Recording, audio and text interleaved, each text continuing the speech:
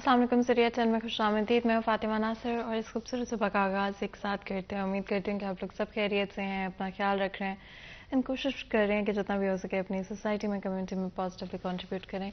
हम सब की एक इंडिविजुअल रिस्पॉन्सिबिलिटी है, अपनी रिस्पॉन्सिबिलिटी को समझें। जस्ट बिकॉज सर्टन लोग सर्टन तरह से कुछ करते हैं, ज़रूरी नहीं है कि आप भी वैसे ही करें। अगर आपको लगता है कि आप बेहतर कर सकते हैं, आप किसी के लिए कुछ अच्छा कर सकते हैं, अगर आप सिर्फ किसी की बैठ के बात ही सुन सकते हैं, तो बहुत सारी चीज़ें लगता है कि बहुत छोटी हैं बट किसी और के लिए बहुत डिफरेंट मीनिंग रख सकती हैं, बहुत बड़े मानी रख सकती हैं। आगे बढ़ते हैं। एक दिन एक नेकी में मुफ्ती अहमद अली हमारे साथ मौजूद होंगे, चलते हैं उनकी तरफ। नहमदुहु व नुसल्ली अला रसूलिहिल करीमी अम्मा बाद।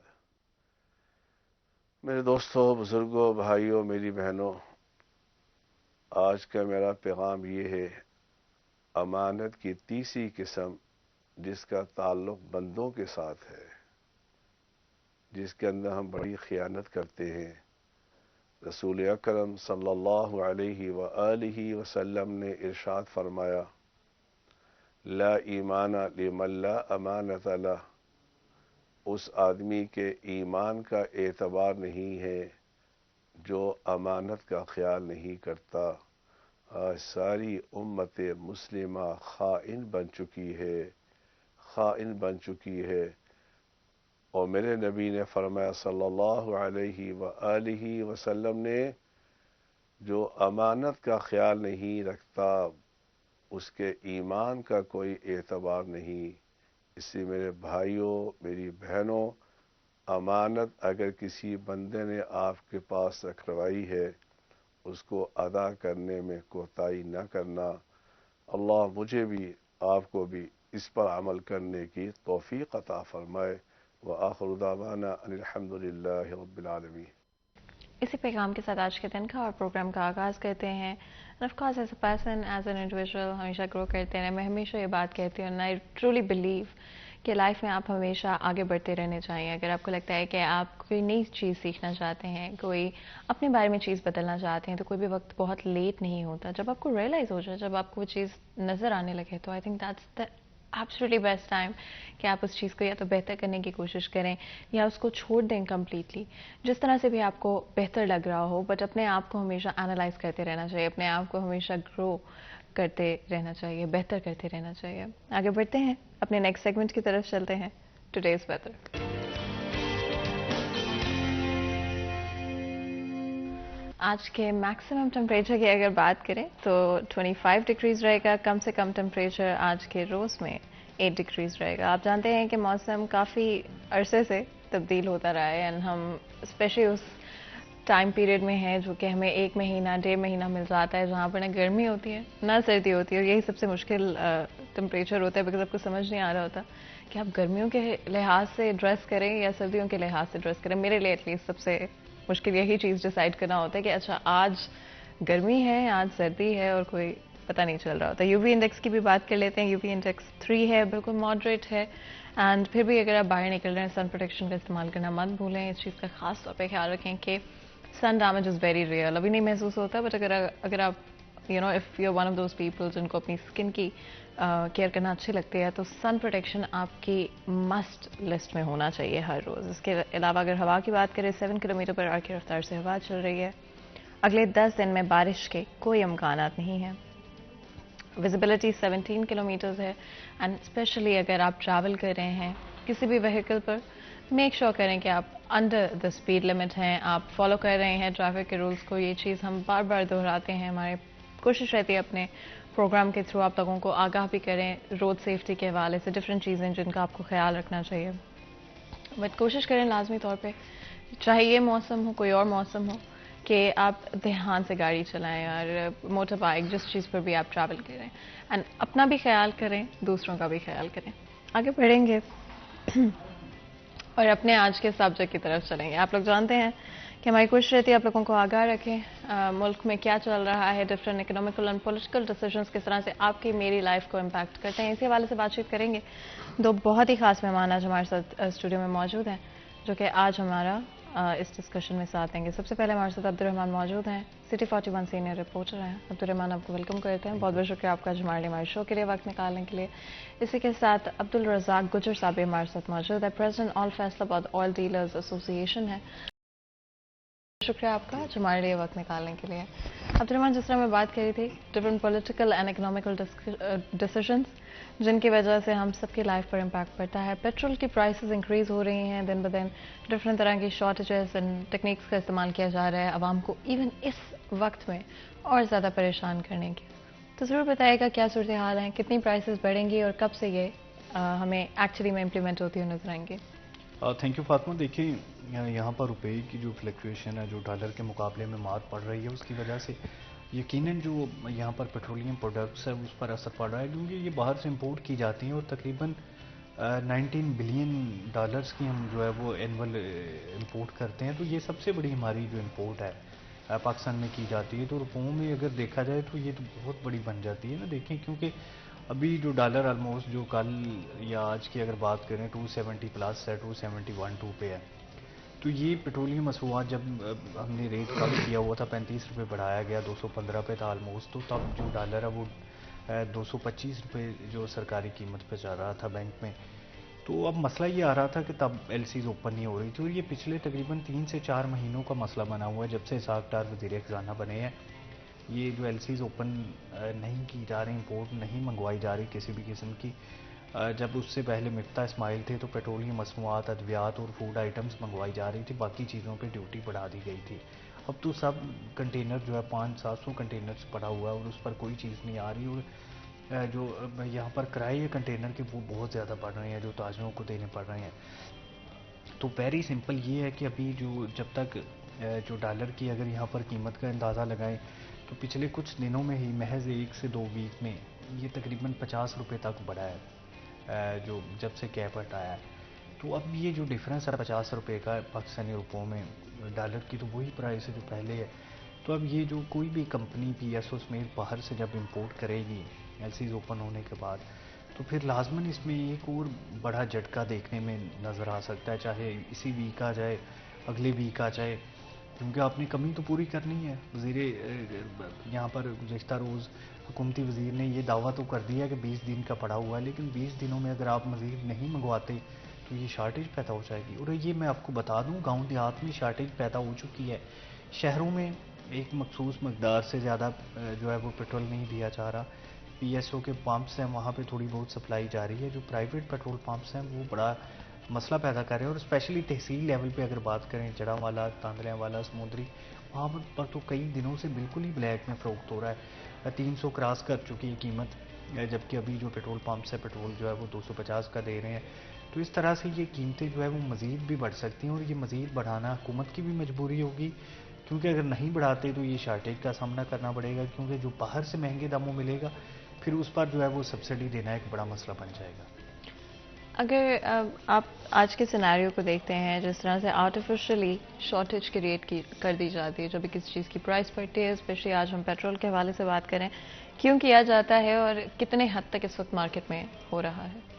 बहुत शुक्रिया फातिमा। दूसरी बात ये कि जो ही ये कंपनी इस वक्त जो डीलर मसला है ना, डीलर जो प्रोडक्ट डिस्ट्रीब्यूट करते हैं, कंपनियों ने अक्सर कंपनियों ने ये इख्तियार खुद आपने वो ले लिए हैं, क्योंकि जब रेट बढ़ने की बात आती है तो कंपनियां तेल की प्रोडक्ट कम देना शुरू कर देती हैं, पेट्रोल पंप वगैरह को। उसके बाद दूसरी रीज़न ये होती है, यूँ ही इनको पता चलता है डॉलर अप है या डाउन है, तो तब ये लोग एलोकेशन कर देते हैं, कैपिंग लगा देते हैं कंपनी वाले। एक पंप की ज़रूरत है 5000 लीटर, ये उसको कहते हैं आपने यकम से 5 तारीख तक लिया है 10,000 लीटर, 5 से 10 तारीख तक हम आपको 5 ही देंगे। आया कि उनको हो सकता है उनकी ज़रूरत बढ़ जाए, आवाम हमारी ऐसी है, एक दफ़ा पता चल जाए भी 5 रुपये रेट बढ़ रहा है, लेने लग जाती है पंप पे। तो इसलिए आवाम को भी चाहिए थोड़ा सा केयर करनी, लेकिन कंपनियाँ जो एलोकेशन करती हैं, कैपिंग लगाती हैं, वो उससे ज़्यादा शॉर्टेज जो सामने आती है, क्योंकि हर पेट्रोल पंप वाले की ख्वाहिश होती है रेट बढ़ना है, हमारे पास ज़्यादा से ज़्यादा प्रोडक्ट हो। लेकिन इसके बावजूद कंपनियां जो पीएसओ पाकिस्तान स्टेट ऑयल, ये हमेशा ऐसा ही देखने में आया है, जब 15 तारीख को तेल बढ़ना हो, कीमत बढ़नी हो, तो तकरीबन ये 7-8 तारीख को एलोकेशन कर देती है और 10 तारीख को 11 तारीख को कैपिंग कर देती है। उससे ज़्यादा मसाइल पैदा होते हैं। اس وجہ سے یہ شارٹیج جو ہے. لیکن اب بھی اسی وقت بھی ہمارے ملک میں پروڈکٹ ہے ڈیزل پیٹرول کی، کوئی ایسی معاملہ نہیں شارٹیج والا. 20-25 دن کا تو منسٹر صاحب نے کہا ہے نا. اس کے بعد لیکن کمپنیاں بھی دے رہی ہیں، ایسی کوئی معاملے جو تحصیل لیول پہ، جو عبد الرحمان بھائی نے کہا ہے تحصیل لیول پہ جو مسائل ہیں کچھ ادھر دیکھو انتظامیہ کو چاہیے. گوئیڈا، فیصل آباد، سمندری، تاندے والا، لیکن چل رہے ہیں پمپ. جو کمپنیوں کے جن کے فارم ہیں، جو لیگل پمپ ہیں، وہ الحمدللہ چل رہے ہیں. میں نے خود بھی چیک کیے ہیں. لیکن ایسی کوئی ہو سکتا ہے کہ کوئی نہ کوئی ایسے پمپ ہیں جن کے فارم نہیں ہیں، ان کے لیے کوئی پرابلم بنی ہوئی ہے. لیکن ہم اس پہ بھی غور کر رہے ہیں بھی ایسا نہ ہو. دوسری بات یہ ہے، رات بھی ہم نے دیکھا ہے ٹی وی پہ چل رہا تھا ذخیرہ اندوزی. ذخیرہ اندوزی تو تب ہوگی جب پروڈکٹ ہوگی کمپنی کے پاس. پروڈکٹ ہے ہی نہیں کمپنی کے پاس. وہ تو دے رہے ہیں پیٹرول پمپ کو، کسی کو 5,000 کسی کو 10,000 ایلوکیشن کر کے، کیپنگ کر کے. ذخیرہ اندوزی، میں آئی ڈیلر ایسوسی ایشن کا پریزیڈنٹ ہوں. میں بڑے وثوق سے کہتا ہوں انتظامیہ کے ساتھ ہم ہمہ وقت تیار ہیں. لیکن فیصل آباد میں کسی ڈیلر کے پاس یا کسی کے پاس میرا خیال ہے ابھی ذخیرہ اندوزی نہیں ہے. کسی پمپ پہ ہوگا تو 10-20 ہزار لیٹر ہوگا. وہ تو ضرورت ہے نا، دو گھنٹے کے لیے رش پڑ جائے تو 10,000 لیٹر کا کوئی پتہ ہی نہیں چلتا ابھی وہ کہاں چلا گیا. عبد الرحمان، عوام پر اس کا کیا اثر ہوگا؟ آلریڈی اکنامکلی کافی ساری چیزوں میں آپ کو پریشر نظر آتا ہے، چاہے وہ ہاؤس ہولڈ آئٹمز ہیں، ڈے ٹو ڈے آپ کے خرچ ہیں. پیٹرول پرائسز کا بڑھنا کتنا مشکل ہوگا ایک نارمل شخص کے لیے جو ماہانہ ڈیلی ویجز کی بات کر لیں آپ، یا آپ سیلریڈ پرسن کی بات کر لیں؟ فاطمہ دیکھیے، جب پیٹرولیم مصنوعات کی قیمتیں بڑھتی ہیں تو ہر شعبے پر اثر پڑتا ہے. اسپیشلی جو لوگ ٹریولنگ کے شعبے سے وابستہ ہوتے ہیں، مطلب جو ٹرانسپورٹیشن کے شعبے سے وابستہ ہیں، یا جو کوئی بھی چیز دیکھیں وہ ٹرانسپورٹ کر کے لائی جائے گی نا. جو چیز مقامی مینوفیکچرنگ نہیں ہوتی، باہر سے آتی ہے، وہ اتنے مہنگے دموں ملے گی. جیسے ویجیٹیبلز ہے، فروٹس ہے، یا کھانے پینے کی اشیاء، دالیں ہیں جو باہر سے آتی ہیں، وہ ساری مہنگی ہو جائیں گی. پام آئل مہنگا ہو جائے گا، گھی کا ریٹ بڑھ جائے گا. اسی طرح سے کرائے بڑھ جائیں گے. جو لوگ کہیں پر سفر کرتے ہیں ان کو جو روزانہ کی لاگت ہے وہ بڑھ جائے گی.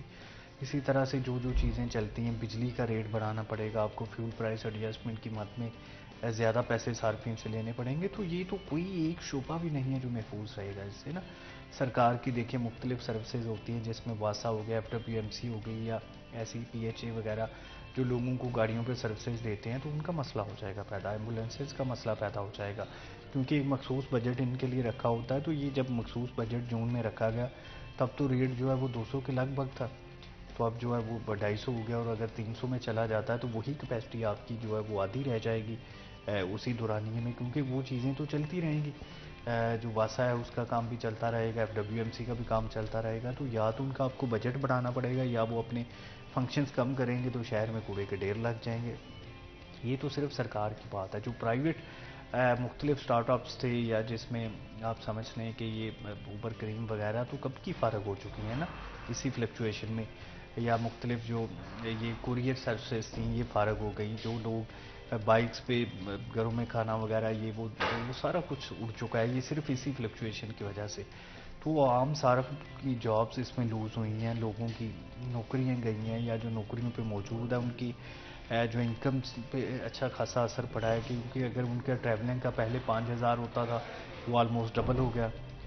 پھر اس کا اثر یہ پڑا کہ مکینک نے بھی اپنے پیسے بڑھا دیے، اتنی گروسری مہنگی ہو گئی. تو یہ سارا کل ملا کے پیٹرولیم مصنوعات پہ جب 10 روپے بڑھتے ہیں نا، تو ایک عام صارف پہ سمجھ لیں کہ 1,000 روپے کا اثر پڑتا ہے. تو یہ تو اتنا زیادہ ہیوج پڑ رہا ہے. مہنگائی دیکھ لیں، IMF کی ڈیمانڈ پہ جو آپ نے سبسڈیز کم کی، ریٹ بڑھائے، تو مہنگائی وہ 24 سے اب 30 پہ آ گئی ہے. کہا جا رہا ہے کہ جب IMF سے ڈیل ہوگی مزید جو ہے وہ ریٹس مہنگے ہوں گے تو یہ مہنگائی 40% پہ پہنچ جائے گی. لوگوں کی چیخیں پہلے ہی آسمان پر ہے. اب کیا ہوا یہاں پر سردیوں میں بجلی کے بلز تھوڑے کم آئے ہیں تو گیس نے کسر پوری کر دی. وہ بل جو ہے وہ پہلے 200-300 آتا تھا، اب 3-4 ہزار 5,000 پہ چلا گیا، 10 گنا تک زیادہ.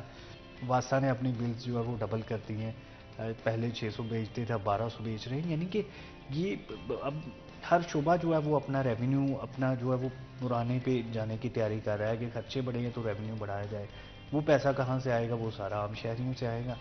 تو یہ سمجھ لیں کہ صرف ایک مد میں جو پیٹرولیم مصنوعات کی قیمتیں بڑھانے کی مد میں ہی عام شہری ہے ان کی اکانومی اچھی خاصی ہل گئی ہے، ان کا بجٹ متاثر ہو گیا، ان کی جابس چلی گئی ہیں یا موجود ہیں تو ان کے خرچے بڑھ گئے ہیں. گروسری اگر فرض کریں اس سے پہلے 10,000 میں آتی تھی وہ 20 پہ چلی گئی ہے. تو یہ مزید ورسٹ صورتحال پیدا ہوگی، کیونکہ اس کے باوجود IMF سے ابھی ہماری ڈیل نہیں ہوئی. ابھی مزید شرائط باقی ہیں کہ کس طرح سے کوئی 800 ارب روپے کی سبسڈی ہے اس سے پیچھے ہٹنا ہے، مزید پیٹرولیم مصنوعات کی قیمتیں بڑھانی ہے. بجلی میں اگر کوئی سبسڈی دی جا رہی ہے 300 یونٹس تک، فیول پرائس ایڈجسٹمنٹ نہیں ڈالتے، وہ کہا جا رہا ہے کہ وہ 200 یونٹ تک کی جائے. تو یہ تو گرمیوں میں تو کوئی گھر ہی ہوتا ہے جو 200 یونٹ تک ہوتا ہے، باقی سارے تو اوپر چلتے ہیں. یعنی کہ کوشش ہر طرح سے کی جا رہی ہے کہ عوام کو ریلیف نہ دیا جائے. تو اس کا نتیجہ کیا نکلے گا؟ گروتھ ریٹ کم ہو جائے گا اور وہ آلریڈی جو ہے وہ مائنس پہ چل رہا ہے، مشکل 2% پہ چلا جائے گا. تو یہ سمجھ لیں کہ جب پیٹرولیم مصنوعات کی قیمت 300 پہ جانی ہے تو لوگوں کی اچھی خاصی جو ہے وہ بجٹ ہے وہ متاثر ہوگا. کیا یہ 300 سے اوپر بھی جا سکتے ہیں عبدالرحمان؟ یہ تو عبدالرزاق صاحب بتا سکتے ہیں. جی یہ 300 سے اوپر جائے گی فی الوقت، کیونکہ IMF کا جو پروگرام ہوا ہے اس میں انہوں نے کہا ہے 18% آپ لیوی ٹیکس اور GST وغیرہ شامل کریں. جب وہ کریں گے تو ڈیفینیٹ یہ 300 سے اوپر جائے گا، کیونکہ جو بھی انہوں نے IMF کے ساتھ معاہدے کیے ہیں پہلی حکومت نے ہماری نے، کوئی بھی ہو ہے تو ہمارے ہی حکمران ہیں، لیکن ان کے ساتھ ہمیں یہ دیکھنے کو پڑ رہے ہیں. لیکن الحمدللہ ہم ایک قوم ہے تو گزر جائیں گے اس میں بھی، لیکن ہر حال میں مایوس نہیں ہونا چاہیے. وقت آئے گا انشاءاللہ. امید ہے یہ PDM کی 12-13 جماعتیں، میں کل بھی پروگرام میں کہہ رہا تھا، یہ کوشش کر رہی ہیں، ایسا کوئی نہیں بھی ہمیں نظر نہیں آ رہا ہے، کوشش ہو رہی ہے اور انشاءاللہ العزیز یہ امید ہے قابو بھی پا لیں گے. باقی جو معاہدے ہوئے ہیں، جو ان کے ایگریمنٹ ہوئے ہیں، انہیں کے مطابق تو ہر حال میں یہ 15 تاریخ کو ریٹ اپ کریں گے، کیونکہ انہوں نے ان کے ساتھ معاہدہ کیا بجلی کا بل ہوگا، اپ ہوگا، گیس کا ہوگا اور اس کے بعد یہ پیٹرولیم مصنوعات پر ہوگا. جب ہوگا تو ڈیفینیٹ جو عبدالرحمان بھائی نے کہا ہے مہنگائی تو عثمان کو چھوئے گی. اس میں سب سے زیادہ نقصان غریب عوام کا ہے، ریڑھی بان، رکشہ بان اور جو کیریج والے لوگ ہیں ان کا بہت زیادہ نقصان ہو گیا ہے اس میں، کیونکہ وہ اب بیچارے سروائیو نہیں کر سکتے. جن کے بچے ہیں آٹے کے لیے قطاریں لگی ہوئی ہیں. لیکن یہ قدرتی طور پہ نہیں ہے، ہمارے حکمرانوں کے جو کیے درے ہیں سارا کچھ. خدارا یہ کریں، کوشش کریں، محنت کریں. ساگ ڈار پہ ہمیں بہت امیدیں تھیں کہ آئے گا، لیکن کر رہا ہے، نظر بھی آ رہا ہے، کیونکہ ہم کمپنیز کی بات ہوتی ہے، سب کچھ ہو رہا ہے. ہو سکے گا IMF کی قسط آ جائے، اس کے بعد ڈالر بھی نیچے آئے گا. یہ پیٹرولیم مصنوعات دیکھ لیں آپ، انشاءاللہ اسی سال میں نہیں تو نیکسٹ ایئر میں یہ نیچے آئیں گی. ایسا کوئی نہیں ہے ابھی نہیں آئیں گی، کیونکہ پہلے بھی جب 2013 میں آپ دیکھ لیں نواز شریف کی حکومت آئی ہے، اس وقت بھی پیٹرولیم مصنوعات 118 پہ تھی، اور انہوں نے میرا خیال ہے جب نواز شریف صاحب نائل ہوئے ہیں تب انہوں نے 65 پہ 70 پہ پرائس تھی جب نائل ہوئے ہیں. اچھی بات ہے، ہمیں امید ہے، مایوس نہیں ہونا چاہیے. یہ کوشش لوگ کریں تاکہ عوام بھی کوئی سوکھا سانس لے. عبدالرحمان، جس طرح بات کی عبدالرزاق صاحب نے، رکشے والے یا وہ لوگ جو کہ ڈیلی ویجز ہیں اسپیشلی، جو کہ دن کے کمائی سے جن کے گھر چلتے ہیں اسپیشلی، ان کے اوپر کیا اثر پڑے گا اس کا، اور کیا وہ ایون کام کرنا کنٹینیو بھی رکھ پائیں گے؟ فاطمہ دیکھیے، یہ جب سے 250 ہوا تو میں نے کئی بائکس والے دیکھے ہیں جو مطلب اپنا روٹین میں 100 روپے کا یا 200 کا ڈلوا کے جاتے ہیں، جو راستے میں ختم ہو جاتا ہے، کیونکہ لوگوں کو آئیڈیا نہیں ہوتا کہ اتنے میں جو ہے وہ نکال سکیں گے. تو یہ آنے والے دنوں میں مسئلہ بنے گا. رکشے والے کرایہ بڑھائیں گے، لوگ ان سے لڑیں گے، مجبوری ہے ان کی، ادروائز وہ اس کرائے میں سروائیو نہیں کر پائیں گے. اینڈ کیا آج ہماری عوام اس پوائنٹ پر ہے کہ جہاں پر وہ بڑھتے ہوئے کرائے بھی افورڈ کر سکتی ہے؟ تو ڈیفینیٹلی صورتحال بہت مشکل لگ رہے ہیں دیکھنے میں، لیکن ہمت نہیں ہارنی. کوشش کریں گے آج کے پروگرام میں اور بھی ایریاز جہاں پر اس پرائس کا اثر پڑے گا ان کے بارے میں بھی بات کریں. لیکن اس سے پہلے بریک لیتے ہیں، کہیں مل جائے گا ہمارے ساتھ رہے گا.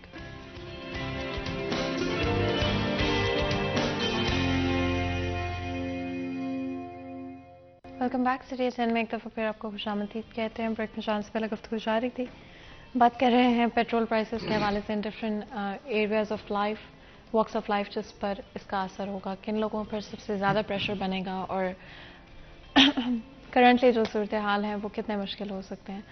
कोशिश रहती है हमारी कि चीज़ों को लाइट हार्टेड रखें और परेशानी और स्ट्रेस जितनी भी हो उसको एटलीस्ट कम कर सकते हैं हम आपके लिए। लेकिन हाँ, ये ज़रूर है कि हक़ाइक़ से वाकिफ़ होना चाहिए, हम सबको आगाह होना चाहिए कि क्या चल रहा है, किस तरह से हमने उसे नेविगेट करना है। जब आप किसी चीज़ को बेहतर तरीके से समझते हैं तो आप उसे बेहतर तरीके से डील कर सकते हैं, नेविगेट कर सकते हैं।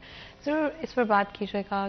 जिस तरह से अब्दुर्रहमान से भी मैं पूछ रही थी कि वो लोग स्पेशली जो कि डे टू डे बेसिस पर काम करते हैं, जिनकी कोई एक मंथली इनकम नहीं बल्कि डेली इनकम पर वो सर्वाइव करते हैं, उन पर क्या असर होगा और क्या आज हमारी आवाम उस पोजीशन में भी है कि वो बढ़ते हुए किराए या बढ़ते हुए ओवरऑल एक्सपेंसेस बर्दाश्त कर सकते हैं? देखिए फातिमा, जो हमारी आवाम है वो बढ़ते हुए किराए, जो कैरेज बढ़ रहा है ना या किराए बढ़ रहे हैं वो तो उन लोगों की मजबूरी है जिनको 300 रुपये लीटर या 250 रुपये लीटर मिल रहा है पेट्रोल या डीजल। उसके बाद जो गरीब आवाम है उसके जो रेडी, मैं पहले भी कह रहा हूँ, रेडी वन और जो रक्शे वगैरह है ना, जो बेचारा 400, 500, 1000 रुपया कमा के लेके जा रहा है घर, वो शाम को आटे के लिए भी वो तंग होता है। मैं आटा लेके जाऊँ या कि मैं रक्शे में तेल लूँ, ऐसी सूरत है। डे बाई डे आप देख लें, जहाँ रक्शे वाले होते हैं वहाँ लड़ाइयाँ झगड़े हो रहे हैं। जो पैसेंजर है वो नहीं किराया नहीं दे रहा उनकी मर्ज़ी के मुताबिक। उसके बाद हमें लोगों को भी चाहिए, जो मुलाजम, ख़ास कर जो मुलाजम पेशा लोग हैं उनके लिए बहुत मुश्किल हो गया है।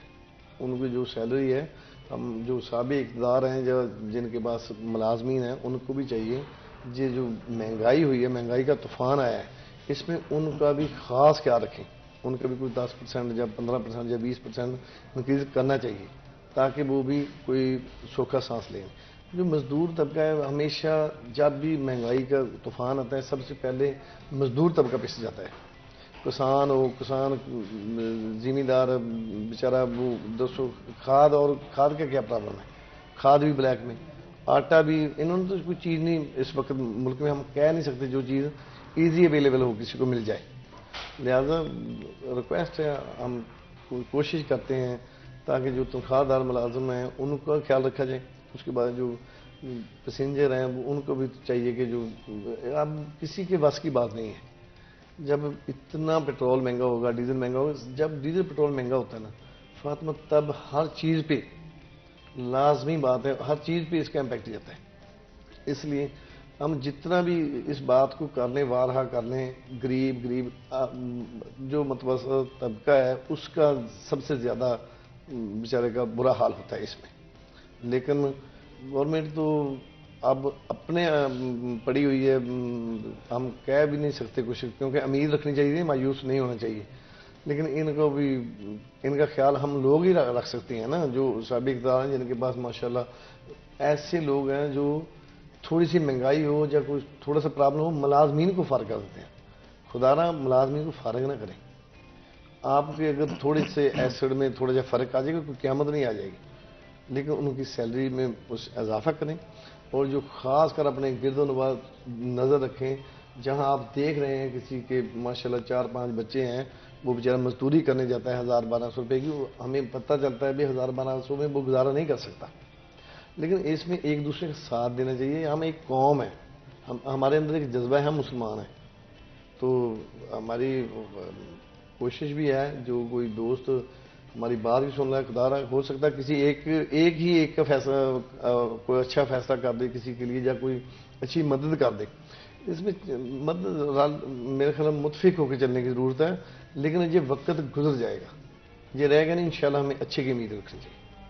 अब्दुर्रहमान, हमारी गवर्नमेंट की क्या इस वक्त अप्रोच होनी चाहिए, एंड IMF की डील के क्या असरात आने वाले वक्त में आवाम पर और इकॉनमी पर हो सकते हैं? फातिमा देखिए, चौधरी अब्दुर्रज़ाक साहब ने बड़ी अच्छी निशानदेही की सूरत हाल की। अच्छे की उम्मीद आवाम को नहीं रखनी चाहिए कम से कम 1 साल तक ना, जब तक इलेक्शन हो के कोई नई हुकूमत नहीं आ जाती। खैर वो हुकूमत भी आ गई तो उसने भी टैक्सेस ही लगाने आके ना। تو یہ اچھی کی امید ابھی خاص نہیں رکھنی چاہیے، کیونکہ برا وقت چل رہا ہے، اور یہ صرف ہم ہی پہ نہیں چل رہا، یہ پورے یورپ پہ چل رہا ہے۔ جب روس یوکرین کی وار کی وجہ سے پورا یورپ ریسیشن کا شکار ہے، جہاں پر ہماری ایکسپورٹ جاتی تھیں، اور اسی کی وجہ سے پاکستان، انڈیا، بنگلہ دیش کی کافی حد تک جو ہے وہ ایکسپورٹ کم ہوئی ہے۔ بنگلہ دیش بھی IMF سے بیل آؤٹ پیکجز لے رہا ہے، تو اس کی وجہ یہی ہے سارے یورپ کی ریسیشن۔ تو اس میں اب پبلک کو اپنے بل بوتے پر کھڑا ہونا ہوگا۔ دیکھیں جو لوگ ہیں، اب حکومت کچھ نہیں کر سکتی۔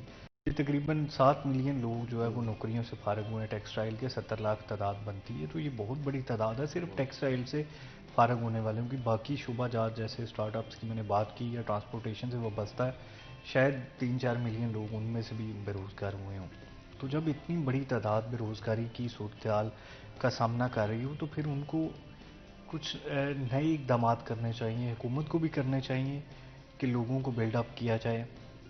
سبسڈیز کا خاتمہ تو IMF نے کر دیا، وہ تو اب نہیں جاری رہ سکتی، لیکن کئی اور طریقہ کار ہوتے ہیں جس میں لوگوں کو جو یہاں پر بیل آؤٹ پیکجز دیے جاتے ہیں اپنی انڈسٹری کو جو بند ہو رہی ہے، ایسے تمام کاروباری لوگ جو چھوٹے کاروبار کرنا چاہتے ہیں، جو لوگ ڈگریز لے کر آ رہے ہیں سامنے چھوٹے موٹے کاروبار کرنا چاہتے ہیں، ان کو تھوڑے انٹرسٹ ریٹ پر قرضے دیے جائیں۔ یہ اسکیم پہلے بھی چل رہی تھی، مختلف لائف سٹاک یا ایگریکلچر کے حوالے سے پروجیکٹس کا آغاز کیا جائے۔ عمران خان کا دیکھیں، انہوں نے مذاق تو خاصا بنایا مرغیوں کا یا کٹوں بچڑوں کا، لیکن یہ اتنی بری بات نہیں ہے۔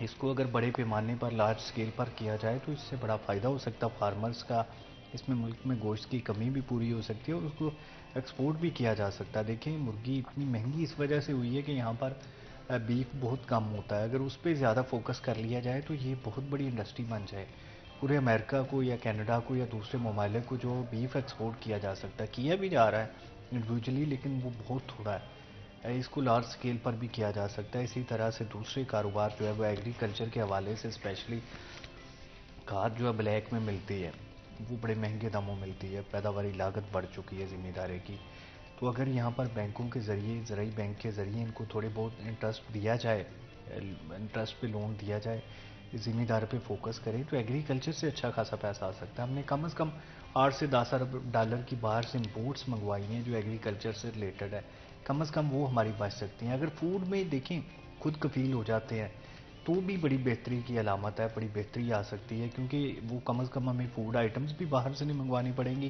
اور لوگوں کو روٹی کے لالے نہیں پڑیں گے۔ ابھی ہمیں رشیا سے گندم منگوانی پڑی، ملائیشیا سے پام آئل لیا ہم نے ڈیفر پیمنٹس پہ، تو یہ سارے وہ خرچے ہیں جو اگر ہم یہاں پر کاشت کریں تو اس سے بچا جا سکتا ہے۔ بالکل، اینڈ ہمارے ساتھ کالر موجود ہے، کراچی سے بات کرتے ہیں۔ السلام علیکم جی۔ وعلیکم السلام۔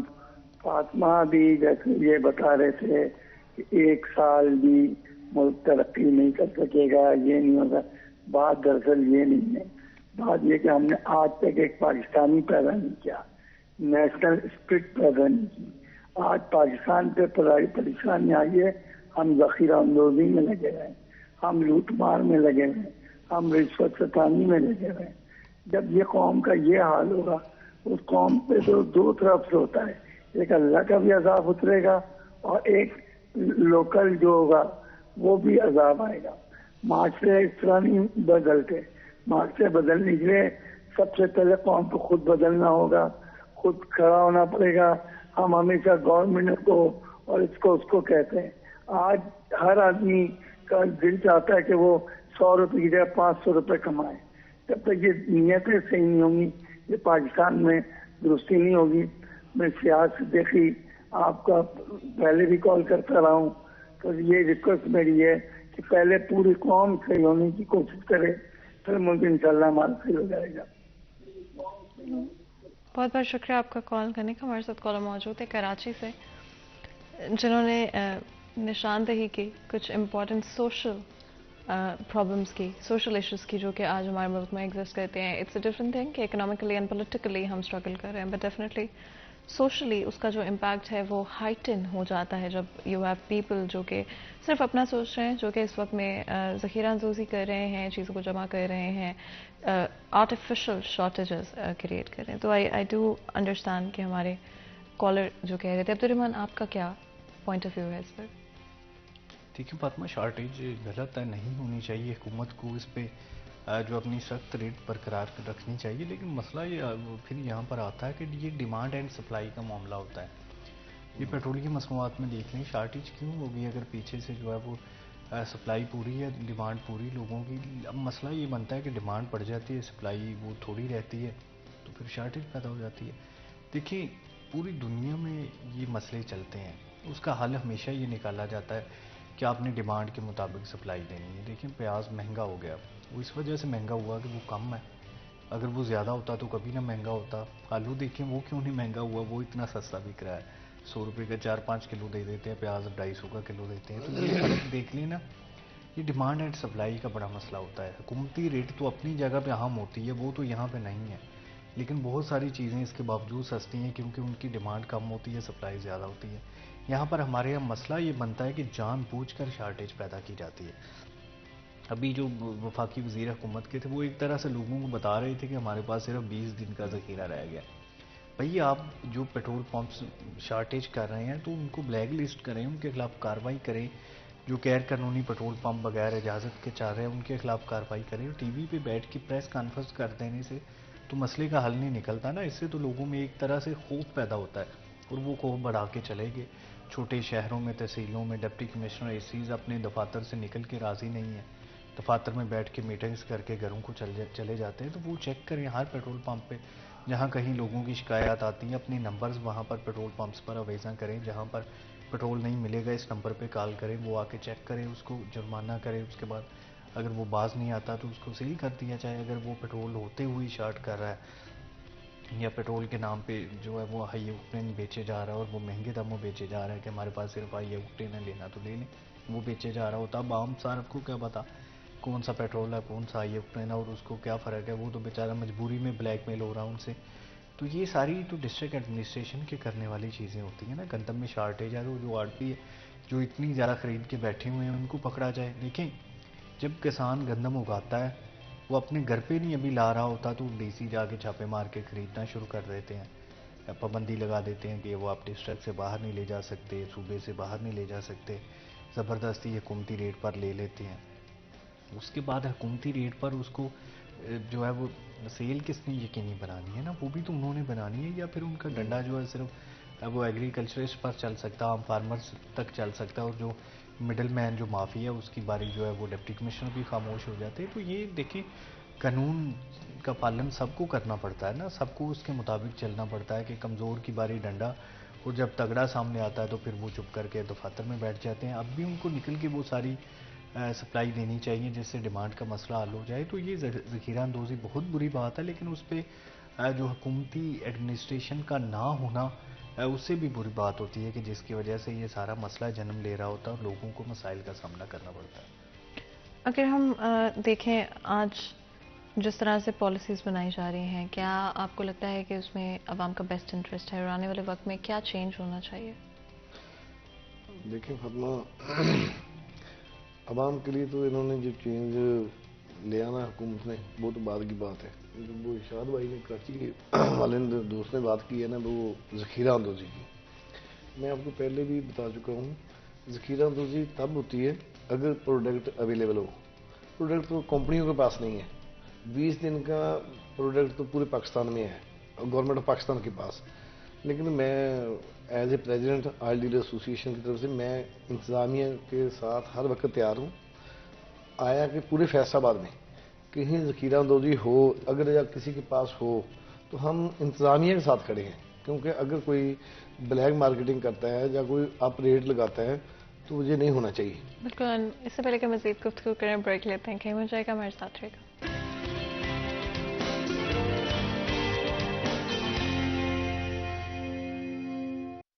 چنیوٹ شہر کے دل فیصل آباد سرگودا روڈ پر واقع دین گارڈنز چنیوٹ جدید ترین سہولیات زندگی, کشادہ سڑکیں, گیٹڈ کمیونٹی, جامع مسجد اور دیگر بے مثال سہولیات کی فراہمی کے باعث تیزی سے مکانات کی تعمیر اور رہائش کا سلسلہ جاری. 3 سال کے دوران پلاٹس کی مارکیٹ ویلیو میں 300% تک اضافہ, محدود رہائشی اور کمرشل پلاٹس دستیاب ہیں. مزید معلومات کے لیے ان نمبرز پر رابطہ کریں. دین گارڈنز چنیوٹ.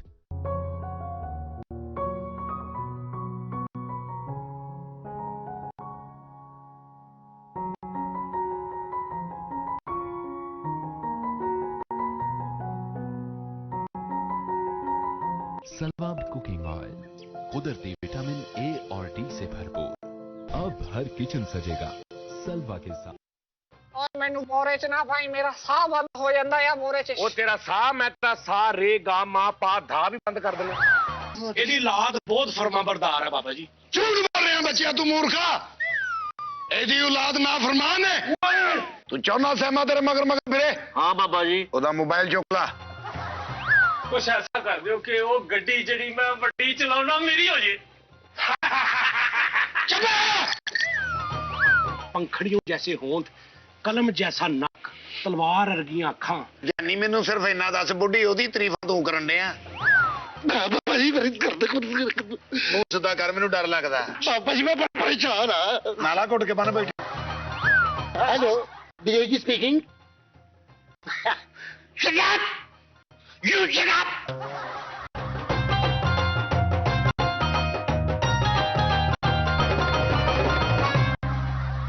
देखिए शरारतों से भरपूर प्रोग्राम जानी की चाह हफ्ते की रात 11:05 पर सिर्फ 8041 पर। This programme is brought to you bye. मजीद मालूमात के लिए इन नंबर्स पर राब्ता करें। दीन गार्डन्स, चिन्नौट। कैडबरी डेयरी मिल्क, कुछ अच्छा हो जाए, कुछ मीठा हो जाए। In association with Pakistan's favorite school, a project of Beacon House.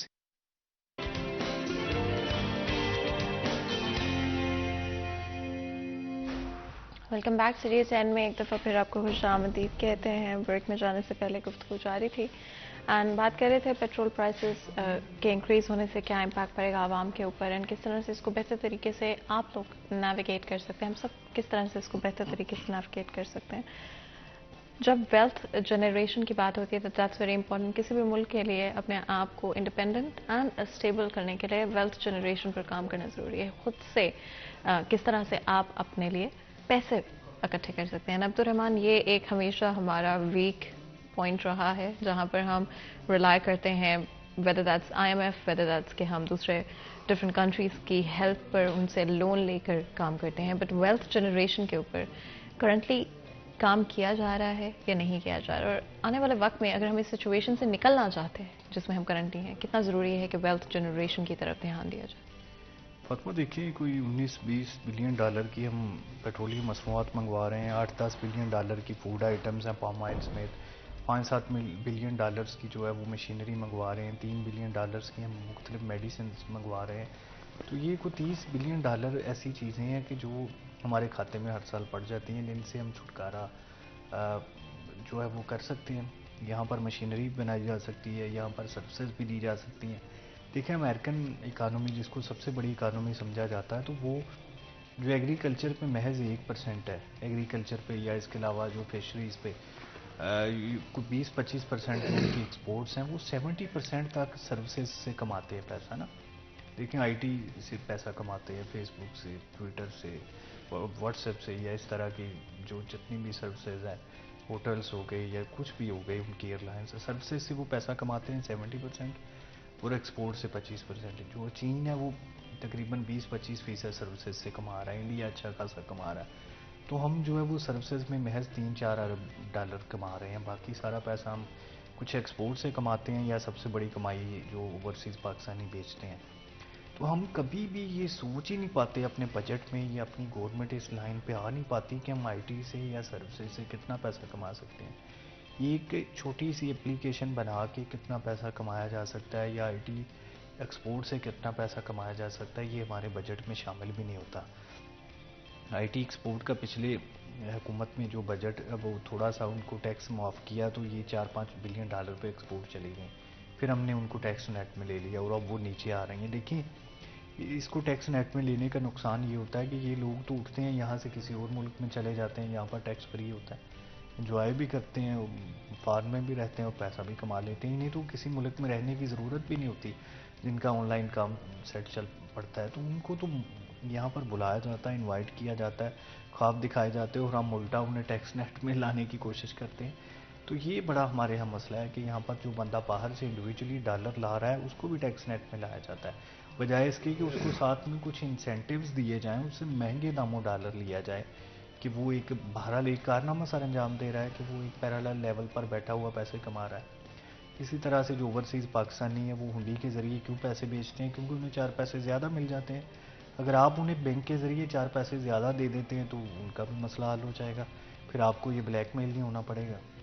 یہ جو بیوروکریٹائزیشن ہے یا ایز ٹو ڈوئنگ بزنس کا نہ ہونا ہے, یہ ہمارا سب سے بڑا مسئلہ ہے. تب تک یہاں پر ویلتھ جنریٹ نہیں ہو سکتی, تب تک ہم کچھ بھی ایسا نہیں کر سکتے جس سے پیسہ کمایا جائے. کوئی پاکستان کی برانڈ نہیں ہے جو انٹرنیشنل لیول پر بڑی جو ہے وہ مشہور ہو, جیسے انڈیا کی یا چائنا کی. دوسری گھٹیا لیول پہ برانڈز بنائی جاتی ہیں, گھٹیا لوگوں کو یا چھوٹے لوگوں کو, کسی ملک کے لوگوں کو ٹارگٹ کیا جاتا ہے کہ یہ ہم لے لیں.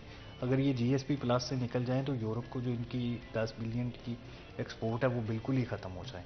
ہمارا کوئی مینوفیکچرنگ کرنے والا اس لیول پہ مینوفیکچرنگ نہیں کرتا کہ دنیا میں کمپٹیشن میں جا سکے.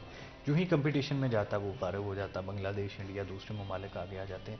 تو یہ ہمارے بڑا مسئلہ ہے. اس مسئلے کو جو ہے وہ حل کیا جانا ضروری ہے بجٹ میں, حکومت کی سطح پر اور انڈسٹریلسٹ کی سطح پر. پرائیویٹائزیشن کا کتنا کردار ہے جتنے بھی ہمارے اکنامیکل مسائل ہیں اس میں؟ دیکھیں, پرائیویٹائزیشن کا مسئلہ تو یہ ہے, ہمارے پاس جب کوئی ملک میں ہمارے پاس ایسڈ ہم دے دیتے ہیں یا ہم پرائیویٹ کر دیتے ہیں, ان کا دیکھو جتنا ایسڈ گورنمنٹ کے پاس ہوگا اتنا ہی زیادہ بینیفٹ گورنمنٹ کو ہوگا. جب گورنمنٹ, ہم اس وقت بھی آئی ایم ایف نے کون سی چیز رہ گئی ہمارے ملک میں جو انہوں نے نہیں کروا لی ہے ہم سے, اس کے بعد جو بھی جہاں کچھ نہ کچھ امید ہوتی ہے بھی اس جگہ سے کچھ حکومت پاکستان کو ارننگ ہوگی, وہ یہ لوگ پرائیویٹ کر دیتے ہیں کیونکہ ان کے اپنے ہی گزارے نہیں ہوتے. سب سے بڑی بات دیکھ لیں, یہ 2018 سے ان کی آپس میں لڑائی جھگڑوں نے پاکستان کا تباہ حال کر دیا ہے. پاکستان کو اس کو پکڑ لو, اس کو چھوڑ دو. ان باتوں سے ملک کا نقصان ہوا ہے, ان لوگوں کا کچھ نہیں گیا. اب وہ گھر میں بیٹھ کے ان پہ الزامات لگا رہے ہیں, جی بیٹھ کے ان پہ الزامات لگا. بھیا جی دیکھو, جی گورنمنٹ آف پاکستان نے کس کو ہم کہیں, عوام کا حال دیکھیں, عوام کس حال پہ پہنچ گئی ہے. جی تو کچھ نہ کوئی پرائیویٹ کر دیں گے, کچھ ایگریمنٹ کر لیں گے, آئی ایم ایف کے ساتھ معاہدے کر لیں گے, لے لیں گے جی قسط ایک ساتھ وغیرہ لے لیں گے. کتنی دیر چلیں گے؟ دیکھیں نا, 18 میں 24,000 ارب ڈالر تھا پاکستان کا قرضہ, عمران صاحب گئے ہیں تو 42 ہو گیا. لیکن کتنی دیر کریں گے؟ خدا رہا اب بھی ان کو ہوش کے ناخن لینے چاہیے. گورنمنٹ پاکستان کو پی ڈی ایم کی 12-13 جماعتیں ہیں, ہم ان کو بھی کہتے ہیں, بارہا ریکویسٹ کر سکتے ہیں, کہنا کو ہاں جو شاید کراچی بات, ہر جو بھی فرد ہے ہماری قوم, ہمارے پاکستان کا, اس کو پہلے اپنے آپ پہ سوچنا چاہیے اور اس کو کھڑا ہونا چاہیے اس بات پہ نا. دیکھو ریٹ بڑھ جاتا ہے, کوئی احتجاج نہیں ہوتا, کچھ بھی نہیں ہوتا. بل بجلی کے ہوتے ہیں, لائن میں آٹے کے لیے لوگ ترس رہے ہیں, بندے مر رہے ہیں, کوئی پوچھنے والا نہیں. ساری عوام بھی بے حس ہو گئی ہے. کیوں؟ کس کے پاس جائیں, کس کو اپنی روداد سنائیں؟ یہ لوگ بھی, میرا خیال ہے اب دیکھو 35 روپے پیٹرولیم مصنوعات پہ آ گیا ریٹ, لیکن خاموشی. اب آئے گا پھر 15 تاریخ کو پھر 40-50 روپے آئے گا, لیکن خاموشی. کھڑے ہوں, اپنی آواز بلند کریں. خدا رہا کوئی تو کوئی ایکشن ہوگا ہی نا, کچھ نہ کچھ تو ترسا گا. آئی ایم ایف کے ساتھ معاہدے کرتے ہیں, یہ اربوں ڈالر آپ تو استعمال کر دیتے ہیں, لیکن دیکھیں آپ ایک دوسرے کو پکڑ دکڑ میں کتنا پیسہ ضائع کیا. کچھ آیا, کچھ لیا. عمران خان صاحب نے ساری پی ڈی ایم کو اندر کیا, کیا آیا ان کے پاس پیسہ؟ اب اسی ڈگل پہ یہ چل پڑے ہیں, یہ بھی وہی کر رہے ہیں. ان باتوں پہ لگے ہوئے ہیں. ملک سوچو, ہم تو امید ہی کرتے ہیں, عبد الرحمان کہہ رہا ہے امید نہ رکھیں سال. امید کے بغیر گزارا بھی کوئی نہیں ہے. امید ہی اپنے حکمرانوں سے کر سکتے ہیں نا, اور کیا کر سکتے ہیں. یہی ہماری دعا بھی ہے, ہماری کوشش بھی ہے, ہم کہتے بھی ہیں بھی خدا رہا اس پاکستان کا سوچیں, اپنے آپ کا نہ سوچیں. عبد الرحمان آپ کیا کہیں گے اس بارے میں؟ دیکھیے, امید تو ہمیشہ اچھی رکھنی چاہیے, اپنی کوشش بھی کرنی چاہیے حالات کو بہتر کرنے کے حوالے سے, لیکن جو حکومت سے غیر ضروری امیدیں, توقعات وابستہ ہیں, وہ میں کہتا ہوں کہ نہیں ہونی چاہیے, کیونکہ اب ان کے بس میں کچھ بھی نہیں رہا. اگر وہ کچھ بھی ایسا ریلیف دینے کی کوشش کرتے ہیں تو آئی ایم ایف ان سے ڈیل ختم کر دیتا اور پھر وہ ڈیفالٹ کر جائیں گے. یہ ڈیفالٹ سے بچنے کے لیے ان کو ہر شرط ماننی پڑتی ہے, اور اس میں سب سے پہلے یہ ہوتا ہے کہ غیر ضروری ریلیف دیے جاتے ہیں, سبسڈیز دی جاتی ہیں, ان کا خاتمہ کیا جائے. یہ تمام جو ٹیکسز ہیں وہ بڑھائے جائیں. جیسے جو ہم نے سٹارٹ میں لیوی یا سیلز ٹیکسز کی نشاندہی کی تھی, فیول پرائس ایڈجسٹمنٹ زیادہ کرنے کی بات کی جاتی ہے, 200 یونٹس تک اس کو کیا جائے یا بالکل ہی ختم کر دیا جائے, ہر ایک پہ فلیٹ ریٹ کا جو ہے وہ اطلاق کیا جائے. اسی طرح سے گیسز کی جو بلز ہیں بڑھائے جائیں.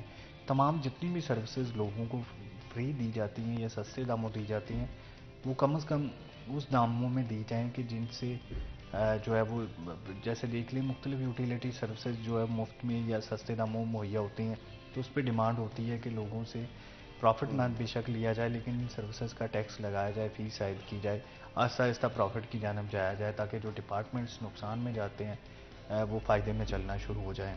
پرائیویٹائزیشن کی جائے, اسٹیل مل کی بات کی جاتی ہے, پی اے کی بات کی جاتی ہے جو کہ اربوں روپے میں پڑ رہا ہے. ریلوے کی مختلف جو سیگمنٹس ہیں جو مہنگے داموں پڑ رہے ہیں تو ان کو پرائیویٹائز کیا جائے.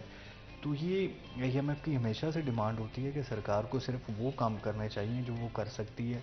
لوگوں کی سروسز کے یا دوسرے تمام کام جو مختلف ڈپارٹمنٹس چلانا ہے وہ سیٹھوں کا کام ہوتا ہے, جو پرائیویٹ لوگوں کا کام ہوتا ہے, تو ان کو ہی کرنا چاہیے.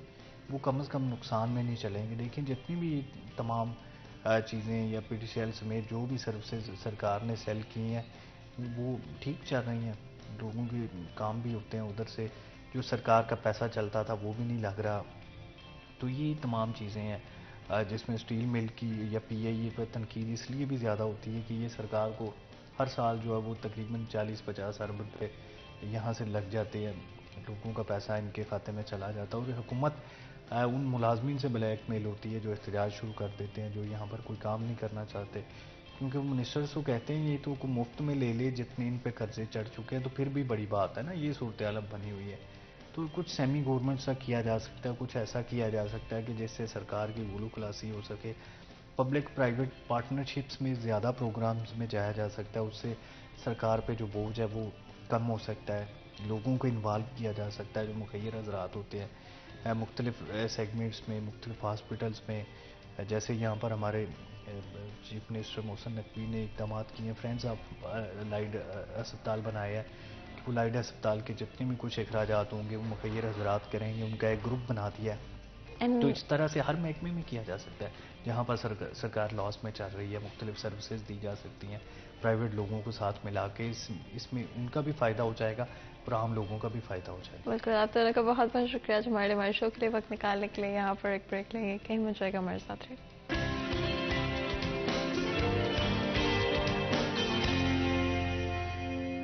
ویلکم بیک سٹی 10 میں ایک دفعہ پھر آپ کو خوش آمدید کہتے ہیں. بریک میں جانے سے پہلے گفتگو جاری تھی. آج ہمارا فرسٹ ہاف پیٹرول کے حوالے سے پرائسز بڑھ رہے ہیں اینڈ کافی ساری جگہوں پر آپ کو آرٹیفیشلی ایک شارٹیج کریٹ کر دی گئی نظر آئے گی. اینڈ ڈیفینیٹلی صورتحال کافی مشکل ہے اسپیشلی عوام کے لیے. کیا ہوگا آنے والے وقت میں, کیا ہماری گورنمنٹ ان صورتحال کو امپروو کر پائے گی, کیا الیکشنز ہونا ضروری ہیں. ڈفرینٹ کویشچنس تھے جن کے بارے میں ہم نے بات کی, different aspects and different areas of life پر کیا اثر ہوگا اس کے بارے میں بھی ہم نے آج ہمارے فرسٹ ہاف میں بات کی. اس سے پہلے کہ اپنے سیکنڈ ہاف کی طرف بڑھیں, اپنے سیکنڈ سبجیکٹ کی طرف بڑھیں, اپنے نیکسٹ سیگمنٹ کی طرف چلتے ہیں. آج کے بھاؤ. محمد بلال ڈوگر ہمارے ساتھ موجود ہوں گے, جانیں گے ریٹس کے حوالے سے. جی بلال. ہاں جی بالکل, مارکیٹ کمیٹی فیصل آباد کی جانب سے آج بروز جمعرات کی ریٹ لسٹ جو ہے وہ جاری کر دی گئی ہے. ریٹ لسٹ کے اوپر نظر دوڑائیں تو سب سے پہلے مارکیٹ کمیٹی کی برائلر مرغی کے گوشت کی قیمت کو دیکھیں. 15 روپے فی کلو مہنگا ہوا ہے. گزشتہ روز اگر بات کریں 560 والا برائلر مرغی کا گوشت آج 575 پونے 600 روپے کلو پہ جا چکا ہے. بیما پوٹا کلیجی صفائی میں جل کے اوپن مارکیٹ میں یہ 900 گرام اور بغیر کسی پوٹا کلیجی صفائی کے دستیاب ہوتا ہے. اور جب یہ پوٹا کلیجی صفائی اور ساتھ 1 کلو کی قیمت پہ جائے گا تو یقینی طور پر اس کی قیمت 650 کو چھوٹی دکھائی دے گی. اگر بات کریں انڈے فارمی کی, انڈے فارمی 280 روپے درجن کی قیمت کے اوپر برقرار ہیں. آگے بڑھیں گے تو سبزیوں میں آج کمی دیکھی جا رہی ہے. کچھ عوام کے ساتھ لگتا ہے کچھ ریلیف جو ہے وہ سبزیوں میں مل رہا ہے. پیاز 10 روپے سستا ہوا ہے, ڈبل سینچری بالآخر ٹوٹ گئی ہے. 225 سے کم ہوتا آج 190 روپے کلو پہ آن پہنچا ہے. اگر بات کریں ٹماٹر کی تو 8 روپے سستا ہوا ہے, 50 روپے سے کم ہوتے ہوئے 42 روپے کلو ہو گیا. ادرک تھائی لینڈ 10 روپے مہنگا ہوا ہے, 450 سے 460. سبز مرچ 99 روپے سستی ہوئی ہے, 198 سے کم ہوتے ہوئے یہ 97 روپے کلو رہ گئی ہے. بینگن 4 روپے سستے ہوئے ہیں, 88 روپے سے 84. धनिया 10 रुपये सस्ता हुआ है, 85 से 75 रुपये किलो रह गया है। शलजम 5 रुपये महंगे हुए हैं, 25 रुपये से बढ़कर 30 रुपये किलो हो गए हैं। फलों में इस्तेकाम देखा जा रहा है। सेब काला कुल्लू 265 पे है, सेब सफ़ेद 190 पे है, अमरूद 75 रुपये किलो है, केला 165 रुपये दर्जन पे बरकरार है। अंगूर टॉफ़ी 310 पे, अनार कंधारी 380 पे, अनार बेदाना 530 रुपये पे बरकरार है। माल्टा शक्री 148 है, मौसमी फी दर्जन 148, किन्नू स्पेशल 320 रुपये दर्जन की कीमत के ऊपर बरकरार है। और फ्लक्चुएशन अगर देखें तो इस हफ्ते के आगाज़ के पहले 2 दिन कीमतें बढ़ती दिखाई दी, लेकिन अगर देखें तो गुज़िश्ता 2 दिन से कीमतें सब्जियों में ख़ास तौर पर कम होती दिखाई दे रही हैं। और प्याज जो सबसे ज़्यादा महंगा हो रहा था उसमें रिलीफ मिला है, अंडे कुछ सस्ते हुए हैं, लेकिन यकीनी तौर पर इसके असरात जो हैं ताहाल अभी भी आवाम के ऊपर मुरतब हो रहे हैं, क्योंकि इस हद तक चीज़ें सस्ती नहीं हुई कि आम आदमी की पहुँच में हो सके। जी बहुत बहुत शुक्रिया बिलाल इस अपडेट के लिए। आप लोगों ने सुना कि मार्केट में रेट्स की क्या सूरत हाल है। अगर आप खरीदारी करने जा रहे हैं तो मेक श्योर करें कि आप सिर्फ उन जगहों से खरीदें जहां पर रेट लिस्ट लगी हुई है। अगर आपको लगता है कि कहीं पर रेट लिस्ट मौजूद नहीं है, आपको ओवरचार्ज किया जा रहा है, या फिर किसी भी तरह से आपको लगता है कि कोई चीज़ प्रॉपर नहीं है, तो वहाँ से खरीदारी बिल्कुल मत करें। अगर आप इस चीज़ को डायरेक्टली रोक नहीं सकते तो एटलीस्ट उसको इनकरेज मत करें। एंड अगर हो सकता है तो फौरी तौर पर ऐसी जगहों को, ऐसे शॉपकीपर्स को रिपोर्ट करवाएं। आगे बढ़ते हैं, अपने प्रोग्राम के सेकेंड हाफ की तरफ चलते हैं। एंड आपको पता है कि इवन हमारा जो फर्स्ट हाफ था उसमें कहीं ना कहीं पॉलिटिकली क्या सूरत हाल है उसके बारे में हमने बात की, लेकिन हमारा फोकस ज़्यादा इकोनॉमी के ऊपर, थीसिस के ऊपर था। अब बात करेंगे पॉलिटिक्स के हवाले से एंड डिफरेंट एरियाज़ पॉलिटिकली किस तरह से हमारी डे टू डे लाइफ को इम्पैक्ट करते हैं। एंड आज जो पॉलिटिकल पार्टीज़ हैं क्यों एक एजेंडा के ऊपर लाइन अप नहीं कर पा रही, क्यों उनके अपने डिफरेंट एजेंडाज रन कर रहे हैं, और आवाम कहाँ पर स्टैंड करती है, आवाम की ज़रूरियात, आवाम की क्वालिटी ऑफ लाइफ किसकी प्रायोरिटी है इस वक्त, कौन एक्चुअली में देख रहा है इन चीज़ों को। हमारे साथ बहुत ही खास मेहमान मौजूद होंगे जो कि आज हमारा इस डिस्कशन में साथ देंगे। बशारत जसपाल साहब हमारे साथ मौजूद हैं, सीनियर वाइस प्रेसिडेंट अवामी तहरीक हैं। आपको वेलकम करते हैं, बहुत बहुत शुक्रिया आपका हमारे शो के लिए वक्त निकालने के लिए। एंड जिस तरह से मैं बात करी थी कि पॉलिटिकली डेफिनेटली चीज़ें इस वक्त बहुत अनस्टेबल हैं और कोई भी प्रेडिक्ट नहीं कर सकता कि आने वाले वक्त में क्या होगा। आपका क्या ओपिनियन है इन सूरत हाल के ऊपर, और अवाम की इस वक्त क्या डे टू डे लाइफ पर असर है पॉलिटिकली चीज़ें जो हो रही हैं उनका? इस वक्त जो अगर मुल्क की सूरत हाल देखी जाए, वो बेशक सियासी हो या इकोनॉमी की हो, तो अवाम इस वक्त मेरे ख्याल में परेशान भी बहुत है और गुस्से में भी बहुत है। परेशान तो वो मुल्की हालात की वजह से है, और वो गुस्से में या नाराज़ जो है वो अपनी पॉलिटिकल लीडरशिप से है कि इतने नामसाइद हालात फाइनेंशियल होने के बावजूद हमारी जो पॉलिटिकल लीडरशिप है वो इदराक नहीं कर रही कि जो सूरत हाल है उसको हम इकट्ठा बैठ के, मिल बैठ के जो है वो रिजॉल्व करें और आवाम को इस कर्ब में से निकालें कि महंगाई है कि वो हर रोज़ बढ़ती जा रही है, बल्कि सुबह शाम के रेट्स हैं चीज़ों के। तो जो हमारी लीडरशिप है पॉलिटिकल अक्रॉस तमाम सियासी जमातों की, वो इस चीज़ का समझने से कासिर है, और अवाम में इस बात पे बहुत ज़्यादा मैं समझता हूँ कि स्ट्रेस पाया जाता है, और उनकी ख्वाहिश है कि ये लोग बैठें और मुल्क को इस दलदल में से, इस परेशानी में से निकालें, क्योंकि किसी एक के पास इस सूरत हाल का हल नहीं है। तो और क्या सिचुएशन होगी कि जब ये लोग बैठने पे मजबूर होंगे या आवाम का सोचने पे मजबूर होंगे। तो आवाम को जो गुस्सा है वो इसी बात का है कि जब हम वो मर जाएंगे तो फिर हमें कोई टीका लगाने का फ़ायदा कोई नहीं है, क्योंकि ज़िंदा रहते हुए टीके असर करते हैं, दवाइयाँ असर करती हैं। एक लाश के ऊपर जो है वो टीके दवाइयाँ बेअसर हो जाती हैं। तो अभी इस चीज़ को समझना चाहिए, अभी सांसें चल रही हैं, तो अभी हमें इसका कोई हल जो है ना वो हल निकालना चाहिए, अभी कोई इसकी मेडिकेशन करने की ज़रूरत है। आपके ओपिनियन में हमारी जो इकोनॉमिक पॉलिसीज़ रही हैं, जिस तरह आपने कहा कि अभी वक्त है, अभी सही फैसले किए जा सकते हैं, कौन सी पॉलिसीज़ सबसे गलत रही हमारी इकोनॉमी के लिए? देखिए, उसमें अब तो एडमिट सब भी कर रहे हैं कि जैसे वो डार साहब ने डॉलर को कंट्रोल करने की कोशिश की, उन्होंने आए और बड़े दावे किए कि मैं डॉलर को 200 से भी नीचे ले आऊँगा, और वो बढ़ के खबरें चल रही थी कि वो डॉलर आया तो डार साहब के आने से डॉलर भाग गया और वो नीचे आ गया, तो ऐसा हुआ। तो अब सबके सामने कि जिस दिन से उन्होंने उसको फ्री किया है तो वो 225-30 से निकल के तो 275-80 के ऊपर चला गया है। तो मैं समझता हूँ कि इसकी वजह से जो हमारी फॉरेन रेमिटेंसेस जो थी, जो लोग बाहर से भेज रहे थे, तो जब इतना फ़र्क था तो वो फिर उन्होंने नॉर्मली जो बैंक चैनल से उनकी बजाय उन्होंने हवाला हुंडी के ज़रिए भेजने शुरू कर दिए, या उन्होंने यानी मैं समझता रोक दिया جس کی وجہ سے جو یہ ہمارے جو فورن ریمیٹنس ہماری لائف لائن ہے اکانومی کی، یہ تھرو آؤٹ رہی ہے ہماری، اور اس کا بڑا ڈنٹ پڑا میں سمجھتا ہوں، جہاں پہ ہماری ایکسپورٹ بھی رکی، لیکن اس کے ساتھ ان کے ہونے سے جو ہے وہ ہمیں میں سمجھتا ہوں بہت بڑا ڈنٹ پڑا. 2014 میں جو دھرنا ہوا تھا اس میں بھی آپ شامل تھے، and obviously different political events in the past, کچھ کو سپورٹ کیا، کچھ کے اگینسٹ رہے. کہاں پر لگتا ہے صحیح ڈیسیجن تھا سپورٹ کرنا، کن ایجنڈاز کو، کن پولیٹیکل لیڈرز کو، اور کہاں پہ لگتا ہے کہ وہ کچھ فیصلے غلط تھے؟ دیکھیں، ہماری جماعت پاکستان عوامی تحریک اور ہمارے قائد ڈاکٹر طاہر القادری صاحب کا تھرو آؤٹ یہ اوپینین رہا ہے کہ اس ملک کے جو معاملات ہیں وہ out of the box solution میں ہیں، اور یہ جو موجودہ نظام ہے وہ ان کا خیال کافی عرصے سے تھا کہ یہ ایگزاسٹ ہو چکا ہے اور اس میں خیر کی کوئی امید نہیں ہے. ضرورت ہے کہ اس کو اوور ہال کیا جائے اور ملک میں ایک ایسا مساوانہ منصفانہ نظام لے کے آیا جائے جس سے لوگوں کے مسائل بھی حل ہوں اور ملک بھی ترقی کر سکے.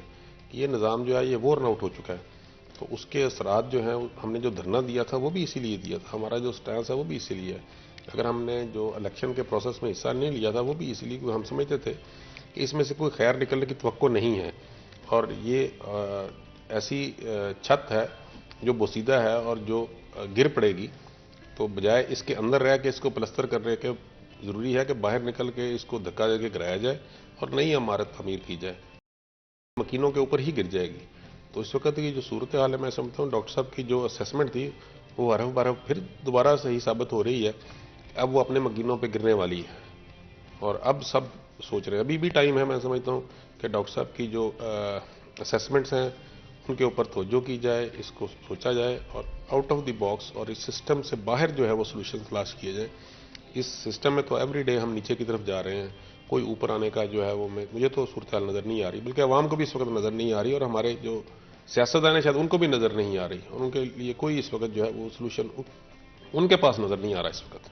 پولیٹیکل پارٹیز جو کہ اس وقت آپ کو جس طرح سے اگر آپ پیپلز پارٹی کی بات کرتے ہیں، پی ٹی آئی کی بات کرتے ہیں، آپ پی ایم ایل این کی بات کرتے ہیں، ان تینوں پارٹیز میں سے کون سب سے آپ کے ایجنڈا کے ساتھ الائن کرتا ہے اور کون آپ کے ایجنڈا یا آپ کی پارٹی کے ایجنڈا کے ساتھ الائن نہیں کر رہا اس وقت؟ دیکھیں، جو ہے نا انفارچونیٹلی اگر آپ ایجنڈاز کی بات کریں تو جو منشور یا چھپائے جاتے ہیں ہمارے ملک میں ان کے پر عمل تو کوئی بھی نہیں ہوتا اور ان کو کوئی بھی نہیں پڑھتا. وہ ایک کاغذ کی ردی ہے جو وہ سارے پرنٹ کر دیتے ہیں اور عمل درآمد کوئی نہیں کرتا اس کے اوپر، اور اس کا پرچار بھی کوئی نہیں کرتا. یہی ہمارے سسٹم کی سب سے بڑی ناکامی یہ ہے کہ عوام کو بھی جو ہے وہ اپنا اس کی طرف توجہ نہیں کروائی جاتی اور ان کو بھی جو ہے وہ بھیڑ بکریوں کی طرح استعمال کیا جاتا ہے. اگر ادروائز جو نعرے لگائے جاتے ہیں ان کی بات کریں تو ان میں جو خان صاحب کا تبدیلی کا نعرہ تھا وہ شاید ہماری پارٹی کے قریب ترین تھا، لیکن اس میں فرق یہ تھا کہ وہ ایوولوشن کی بات کرتے تھے اور ہم ریوولوشن کی بات کرتے تھے. وہ سمجھتے تھے کہ یہ سسٹم آہستہ آہستہ بہتر ہوگا. انہوں نے الیکشن میں حصہ بھی لیا، گورنمنٹ بھی بنائی، لیکن اب میرے خیال میں کہ ایکسپیرینس کے بعد 4.5 سال کے وہ بھی اس نتیجے پہ پہنچ چکے ہیں کہ ایوولوشن کے ذریعے جو تبدیلی لانا چاہتے تھے وہ کامیاب نہیں ہو سکے، اور جو ہے وہ بھی اب سسٹم چینج کی باتیں کر رہے ہیں. تو جو توقعات تھیں کہ وہ آئیں گے، تو ہمارا چونکہ بہت بڑا ایک ایشو تھا سانے ماڈل ٹاؤن کا، تو ہمارے ساتھ پرومسز بھی تھے اور ہم ایکسپیکٹ بھی کرتے تھے کہ سانے ماڈل ٹاؤن کے جو ہمارے شہداء ہیں ان کو انصاف ملے گا. تو 4.5 سال کے اقتدار کے باوجود، جس میں پنجاب میں بھی ان کے پاس اقتدار تھا، مرکز میں بھی اقتدار تھا، تو بڑی بدقسمتی ہے، بڑے انفارچونیٹ ہے کہ ہمارے جو شہداء ہیں ان کے لواحقین کو انصاف نہیں مل سکا، ہماری جماعت کو انصاف نہیں مل سکا. تو ہم سمجھتے ہیں کہ آنیسٹلی کہ یہ بھی سسٹم کی خرابی کی وجہ سے ہے کہ ڈلیور نہیں کر پائے. پچھلے سال کو اگر دیکھتے ہیں آپ کا کیا پوائنٹ آف ویو ہے on every thing that happen? اگر آپ ریجیم چینج کی بات کرتے ہیں یا اس کے بعد ہونے والے different political and economical decisions جن کے بعد کنسیڈریبلی عوام کی life, quality of life and way of life impact ہوا، کس طرح سے دیکھتے ہیں اس کو؟ دیکھیں، بڑی بدقسمتی ہے کہ ہمارے ہاں جو سیاسی جماعتیں ہیں مروجہ اس وقت، ان کی دوڑ صرف اقتدار کی ہے. وہ ڈلیور کر پائیں نہ کر پائیں، ان کو کوئی سسٹم میں ڈلیوری کا की गुंजाइश नज़र आए या ना नज़र आए, वो सिर्फ इक़्तिदार से चिमटना चाहते हैं।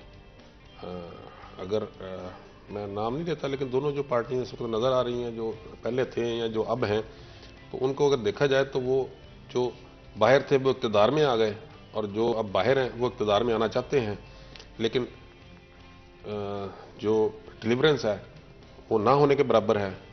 और इस वक्त जो सूरत हाल है, जो बाहर बैठे हैं, अगर उनको दे दिया जाए तो उनकी डिलीवरी भी ज़ीरो के बराबर होगी।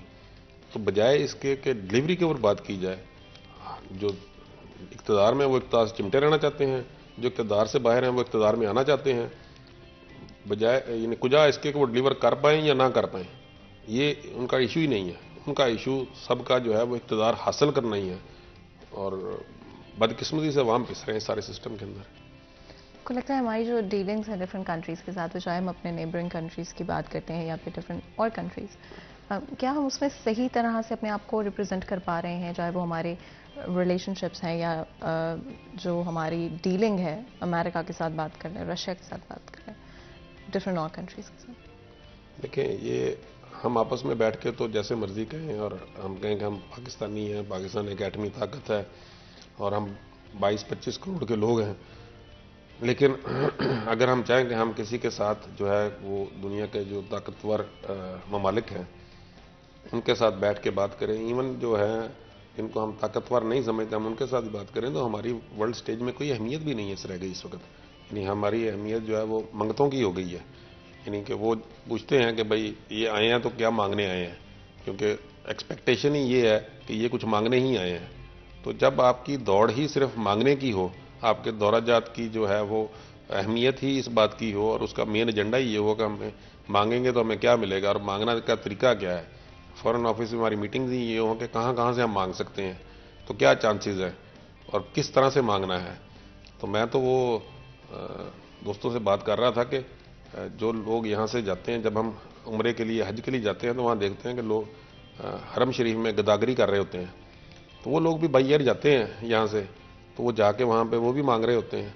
तो उनका मांगने का अपना लेवल है, वो उतना ही मांगते हैं जिस लेवल की वो चाहते हैं। तो जो हमारे हुक्मरान हैं ये भी जहाज़ पे चढ़ के सऊदी अरब जाते हैं, तो ये भी मांगने जाते हैं, वो भी मांगने जाते हैं, ये भी मांगने जाते हैं। सिर्फ ये है कि ये ऊपर से मांगते हैं, वो वहाँ पे जो हज उम्रे पे आए होते हैं उन लोगों से मांगते हैं। तो जो भी हमारे जाते हैं एजेंडा एक ही है दोनों का। एंड आपने बिल्कुल सही कहा कि हमारी डेफिनेटली अपनी वेल्थ जनरेशन, और इनफैक्ट हम फर्स्ट हाफ में भी प्रोग्राम के इस बारे में बात कर रहे थे कि वेल्थ जनरेशन कितनी इंपॉर्टेंट है, बिकॉज कितनी देर आप रिलाई कर लेंगे, कितनी देर आप कितने कंट्रीज़ के ऊपर, कितने ऑर्गेनाइजेशंस के ऊपर आप रिलाई कर लेंगे कि आपको सस्टेन करते जाएं, but long term that's just not gonna work. IMF की अगर बात करते हैं, आपका क्या ओपिनियन है इस डील के ऊपर, जो कि करंटली ऑफ कोर्स हमारे जो इकोनॉमिक इश्यूज हैं वो भी कनेक्टेड हैं, हम इस डील के साथ टैक्सेशन, आवाम की जो डे टू डे ज़रूरियात हैं उनकी प्राइसेस इंक्रीज होने में, आपका क्या ओपिनियन है इस पर? देखें, IMF के पास आप जाते हैं तो वो किसी ने डॉक्टर मुबशर हसन से कहा कि पाकिस्तान ना कर्जा मांग रहा है, तो बड़ा नेगेटिव है कि हमें कर्जा, यानी हम कर्जा ले रहे हैं, हमें कर्जा यानी बहुत बोझ पड़ रहा है। तो उन्होंने कहा कि देखे, जो भी कर्जा देता है ना किसी को, वो यानी गरीब आदमी को कर्जा कोई नहीं देता, क्योंकि वो समझता है ये लेके खा जाएगा तो ये वापस नहीं करेगा। तो जो कर्जा बैंक भी दे किसी इंडिविजुअल को, तो बैंक भी पहले उसके पूरे चेक करता है कि ये जो है जिसको हम कर्जा देने जा रहे हैं, इसके कारोबार में या इस बंदे में अहलियत है, इसकी साख ठीक है कि ये वापस भी करेगा और हमारा सूद भी साथ वापस करेगा। तो उन्होंने कहा कि अगर तो कर्जा कोई दे तो पहली तो ये बात है कि ये हेल्थ चेक है कि हमारा मुल्क इस काबिल है कि वो अपने वसाइल से कर्जा इंटरेस्ट समेत जो है वो टाइम पे वापस कर सकता है। तो अगर कोई IMF या कोई भी ऑर्गेनाइजेशन हमें कर्जा देने पे राज़ी होती है, तो एक तो ये है कि वो इसका मतलब है कि हमारे जो वसाइल हैं उनमें इतनी सख्त तो है कि हम वो कर्जा सूद समेत वापस कर सकते हैं, क्योंकि उनकी हमारे साथ कोई रिश्तेदारी या हमारे साथ कोई उनकी मोहब्बत नहीं है। उनका तो सिर्फ ये खालिसतन कारोबारी लेन देन का निज़ाम होता है कि अगर वो किसी देखते हैं कि कोई मुमलिकत या कोई जो है स्टेट वो दे सकती है वापस सूद समेत, तो ये एक चीज़ है। लेकिन बदकिस्मती से इसका एक तो ये है कि हमारे मुल्क में वसाइल हैं, ये तो एक चेक है, ये प्लस वाली बात है। लेकिन जो दूसरी बात है कि वो हम वापस कर पाते हैं या नहीं, या बोझ हमारे बढ़ता क्यों जाता है, वो करप्शन है। کہ جو کرپشن ہے وہ ہمیں ڈبو رہی ہے. یعنی ہمارے ملک میں وسائل ہیں, یہ 25 کروڑ عوام بھی وسائل ہیں, ہمارے موسم بھی وسائل ہیں, ہماری زراعت بھی, ہماری انڈسٹری بھی, ہمارا محنت کش بھی, ہمارا انڈسٹریلسٹ بھی, یہ سب وسائل ہیں. یعنی وہ جب اس کو دیکھتے ہیں وہ سمجھتے ہیں کہ اس مملکت میں اتنی سخت ہے کہ یہ قرضہ ہمارا سود سمیت واپس کر سکتے ہیں, لیکن بدقسمتی سے جو کرپشن ہے وہ ہمیں ڈبو رہی ہے. اینڈ کرپشن کے افیکٹس کبھی بھی ایک جگہ پر اور ایک طرح کے نہیں ہوتے ہیں. جو بریک سے واپس آئیں گے تو اس کے بارے میں بات کریں گے, لیکن اس سے پہلے بریک لیتے ہیں. کئی منٹ رہے گا, ہمارے ساتھ رہے گا.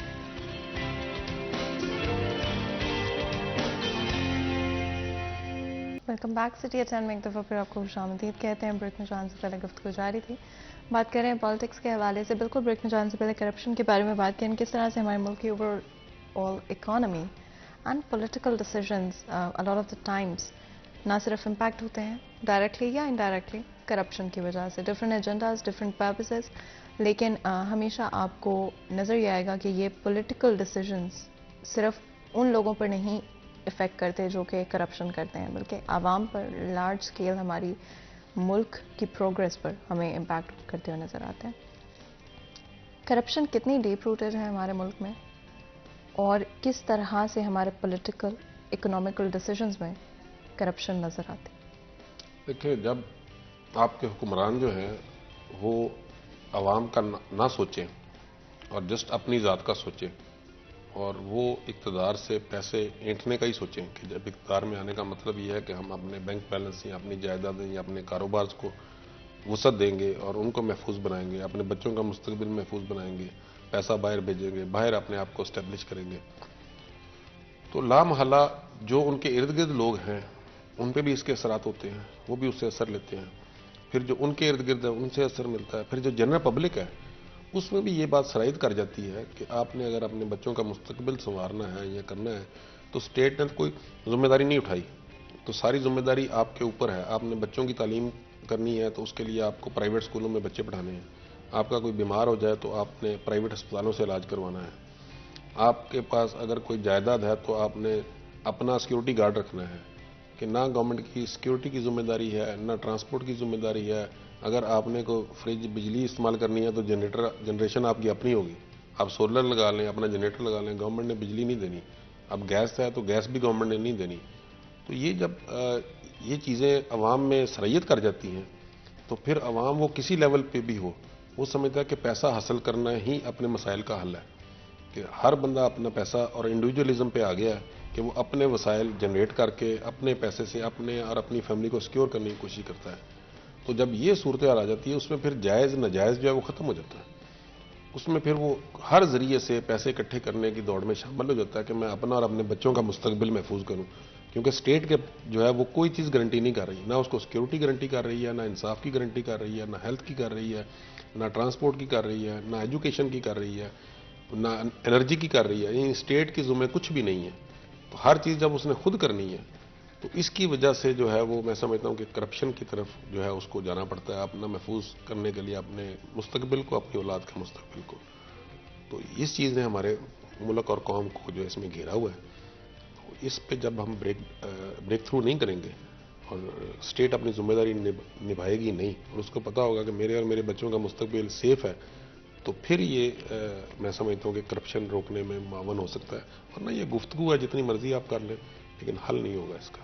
اینڈ آئی کمپلیٹلی اگری کہ جب آپ اپنی فیملی کے بارے میں سوچ رہے ہوتے ہیں, and most of the time that's the case, یا آپ اپنے مستقبل کے بارے میں سوچ رہے ہوتے ہیں, that's a very desperate situation to be in, جہاں پر آپ کو لگتا ہے کہ آپ انڈیپینڈنٹلی اپنے لیے سروائیو کریں, اور جس طرح سے آپ سروائیول موڈ میں اپنی زندگی گزار, جہاں پر شاید غلط اور صحیح کے درمیان جو لائنز ہیں وہ بلر ہو جاتی ہیں, نہیں ہونی چاہیے. آئی ووڈنٹ سے کہ وہ صحیح ہے, بٹ اس ڈیسپریشن میں موسٹ آف دا ٹائم وہ لائنز بلر ہو جاتی ہیں, جس کی وجہ سے ہم کرپشن, ڈفرینٹ اور سوشل ایشوز ہمارے ملک میں جو ہمیں نظر آتے ہیں, ہماری سوسائٹی میں نظر آتے ہیں, وہ ہمیں دیکھنے کو ملتا ہے. امپلائبلٹی کی اس وقت کیا صورتحال ہے, اور اگر آپ صرف اگر فیصل آباد شہر پر ہم اپنا فوکس رکھیں تو کتنے حد تک لوگ اگر آج سے 2 سال پہلے امپلائڈ تھے, اپنا روزگار کما رہے تھے, تو آج کیا وہی پرسنٹیج ہے, زیادہ ہے یا کم ہے؟ دیکھیں ہمارے یہاں نا جی امپلائبلٹی بہت بڑا ایک ایشو ہے, جس پہ پہلے تو لوگوں کی یہ آرزو تمنا ہوتی تھی کہ सरकारी नौकरी ही करनी है, लेकिन सबको पता है कि सरकारी नौकरियों को अनलिमिटेड तो है नहीं है और हर बंदे को नहीं मिल सकती, क्योंकि उसकी रीज़न ये थी कि वो समझते थे कि सरकारी नौकरी एक दफ़ा कर लें, फिर अहल हो या ना अहल हो, फिर वो 60 साल की उम्र तक उसको तनख्वाह मिलती रहेगी और वो अपना सिस्टम उसका चलता रहेगा। फिर करप्शन के मौके भी होते हैं उसके अंदर, यानी वो बेसिकली तो करप्शन के लिए जाते हैं, क्योंकि वो समझते हैं कि जब आप वहाँ पे हों जॉब गारंटी भी है और कोई ना कोई आपका तरीका ज़रिया भी निकल आएगा, इसीलिए जिनमें मौके ज़्यादा हैं, आपको पता उनकी बोलियाँ लगती हैं, लोग वहाँ पे जाते हैं। लेकिन ये एक हकीकत है कि अवामुन नास को एम्प्लॉयमेंट जो है वो प्राइवेट सेक्टर ही दे सकता है। तो प्राइवेट सेक्टर में जब तक हमारी इकोनॉमी मजबूत नहीं होगी, हमारी एक्सपोर्ट्स नहीं होंगी, हमारी मिलों का पहिया नहीं चलेगा, तो उस वक्त तक प्राइवेट सेक्टर में नौकरियां जो हैं वो बढ़ नहीं सकती और अवाम जो है, कौम जो है वो गवर्नमेंट जो है वो जब तक अच्छे बिजनेस के मौके पैदा नहीं करेगा, इंडस्ट्रियलिस्ट वहाँ पैसा नहीं लगाएगा, इंडस्ट्री नहीं लगाएगा, बल्कि जो लगी हुई हैं वही बंद हो जाएंगी। जैसे अभी की सूरत हाल अगर आप देखती हैं तो अभी टेक्सटाइल में जो फैसलाबाद एक टेक्सटाइल सिटी है, तो इसमें बहुत सारी जो बड़ी बड़ी मिलें हैं वो या बंद हो गई हैं या वो 2, 3, 4 दिन के लिए ऑपरेट कर रही हैं। उनमें भी हमारे जो एलसीज के मसाइल हैं, आपको पता है, उसकी वजह से बहुत सारे मामलात हैं जिनकी वजह से लोग उन्होंने ले ऑफ कर दिए हैं। और जहाँ पे एक तरफ महंगाई का तूफान है, वहाँ पे अनएम्प्लॉयमेंट का भी तूफान है। तो जैसे मैंने पहले अर्ज़ की कि जब तक हमारे सियासतदान इस बात का इदराक नहीं करेंगे तो अवाम, मैं समझता हूँ कि फिर वो खूनी इनकलाब की तरफ चल पड़ेंगे कि जिंदा तो रहना है उन्होंने, या तो आप इनको मार दें, तो अगर आप, या वो आपको मार देंगे, क्योंकि इसके अलावा कोई चारा नहीं है। जब उन्होंने अपने बच्चों का देख रहे हैं, दवाइयाँ नहीं मिल रही, यानी आप सुन रही हैं कि दवाइयाँ की जो कंपनीज हैं वो अपनी प्रोडक्शन बंद करने जा रही हैं डॉलर की वजह से, इंपोर्ट्स की वजह से, प्रॉब्लम्स की वजह से। अभी आपको पिछले दिनों पता चला कि जो ये फीड्स के मामलात हैं चिकन के लिए, डेयरी के लिए, उनमें मसले बने हुए थे। बाहर से सोयाबीन आता है, उसके ऊपर एलसीज नहीं खुल रही थी। इसी तरह मेडिसिन के ऊपर नहीं खुल रही थी। रॉ मटेरियल जो टेक्सटाइल में इस्तेमाल होता है उसकी नहीं खुल रही थी। तो ये इतने सारे मसाइल हैं जिन्होंने इस वक्त जो है वो आवाम को घेरा हुआ है, इंडस्ट्रियलिस्ट को भी घेरा, हर तबका इस वक्त जो है वो अफेक्टेड है इससे। और मैं समझता हूँ कि बड़ा सीरियसली इन मामलात को देखने की ज़रूरत है, हमारे पॉलिटिशियन को देखने की ज़रूरत है, हमारे मुल्क की लीडरशिप को देखने की ज़रूरत है, वरना फिर वो हालात जो है वो किसी के हाथ में भी नहीं रहेंगे। तो मैं भी अभी समझता हूँ कि अब सोचने का टाइम नहीं है, अमल का टाइम है, एक्शन का टाइम है। आपकी अपनी पार्टी के आने वाले साल में इलेक्शंस में क्या प्लान्स होंगे? देखिए, टू बी ऑनेस्ट, मुझे तो इस साल में कोई इलेक्शन वगैरह होते नज़र नहीं आ रहे। जो हमारी सूरत हाल है इस पूरे साल में, आपको इस पूरे साल में मुझे कोई चांस नज़र नहीं आता। उसकी रीज़न ये है कि हम अपने हालात को देखें, यानी ये इलेक्शन जो है वो, इलेक्शन की लग्जरी इस वक्त हमारा मुल्क ये कौम अफोर्ड नहीं कर रही। ये एक लग्जरी है मेरे ख्याल में इस वक्त जो है कि हमारे मामलात इतने हैं कि पहले हमें मुल्क को बचाना है। तो इसके ऊपर हमें देखना कि इसको बचा के हमने, यानी जब तक ये सर जोड़कर सब इकट्ठे नहीं बैठेंगे, अगर ये सिर्फ इक़्तिदार की जंग लड़ते रहेंगे, ऊपर वो समझते हैं कि इलेक्शन कराएंगे हम आ जाएंगे, वो कहेंगे नहीं कराएंगे, तो ऐसे हो जाएगा। ये इस वक्त यानी हाँ और ना वाली छोड़ के तो इकट्ठे बैठ के इसको निकालने की ज़रूरत है। इसमें सब समझे कि हम इक़्तिदार में हैं, सबको बैठना चाहिए, सबको अवाम को इस परेशानी से निकालना चाहिए। तो मैं समझता हूँ कि ये इस वक्त है। इस वक्त हमें यानी वो जो अच्छे हालात की गुफ्तगू है या मामलात हैं, वो जब हालात ठीक होंगे तो वो फिर चलती रहेंगी। एंड ये पावर स्ट्रगल क्या आपको लगता है कि कभी ख़त्म होगी? देखिए, पावर स्ट्रगल तो क़यामत तक नहीं ख़त्म होने वाली बात। ये तो क़यामत तक जब से दुनिया बनी है उस वक्त से ये शुरू है और क़यामत तक जारी रहेगी। लेकिन मैं समझता हूँ कि जो यानी दानिशमंद लीडरशिप होती है किसी भी मुल्क की, ये उस कौम के लिए अल्लाह पाक का एक नेमत है। तो हमारे जो लीडरशिप्स हैं उनको अक्ल व दानिश का सबूत देने की ज़रूरत है कि इस वक्त जो हालात हैं, मिल बैठना चाहिए, एक दूसरे को नीचा नहीं दिखाना चाहिए और इस वक्त मुल्क और कौम का सोचना चाहिए। नीचा दिखाने के मौके आए हैं, पहले मुल्क तो बचाएं, पहले अवाम को बचाएं। अवाम को जो 2 टाइम की रोटी इस वक्त नहीं मिल रही, कीमतें सुबह शाम चेंज हो रही हैं और यानी जस्ट दावे किए जा रहे हैं प्रैक्टिकली काम करने की ज़रूरत है और सबको फौरी तौर पे सर जोड़ के मैं समझता हूँ इन मसाइल का हल निकालने की ज़रूरत है, वरना it will be to late. Inflation जिस तरह से आवाम को इम्पैक्ट कर रही है, स्पेशली रोज़मर्रा की अशिया, खाने पीने की अशिया, क्या लगता है पॉलिटिकली क्यों उस पर फोकस नहीं किया गया अभी तक? देखिए, वो फोकस तो शायद किसी भी चीज़ पे भी नहीं है।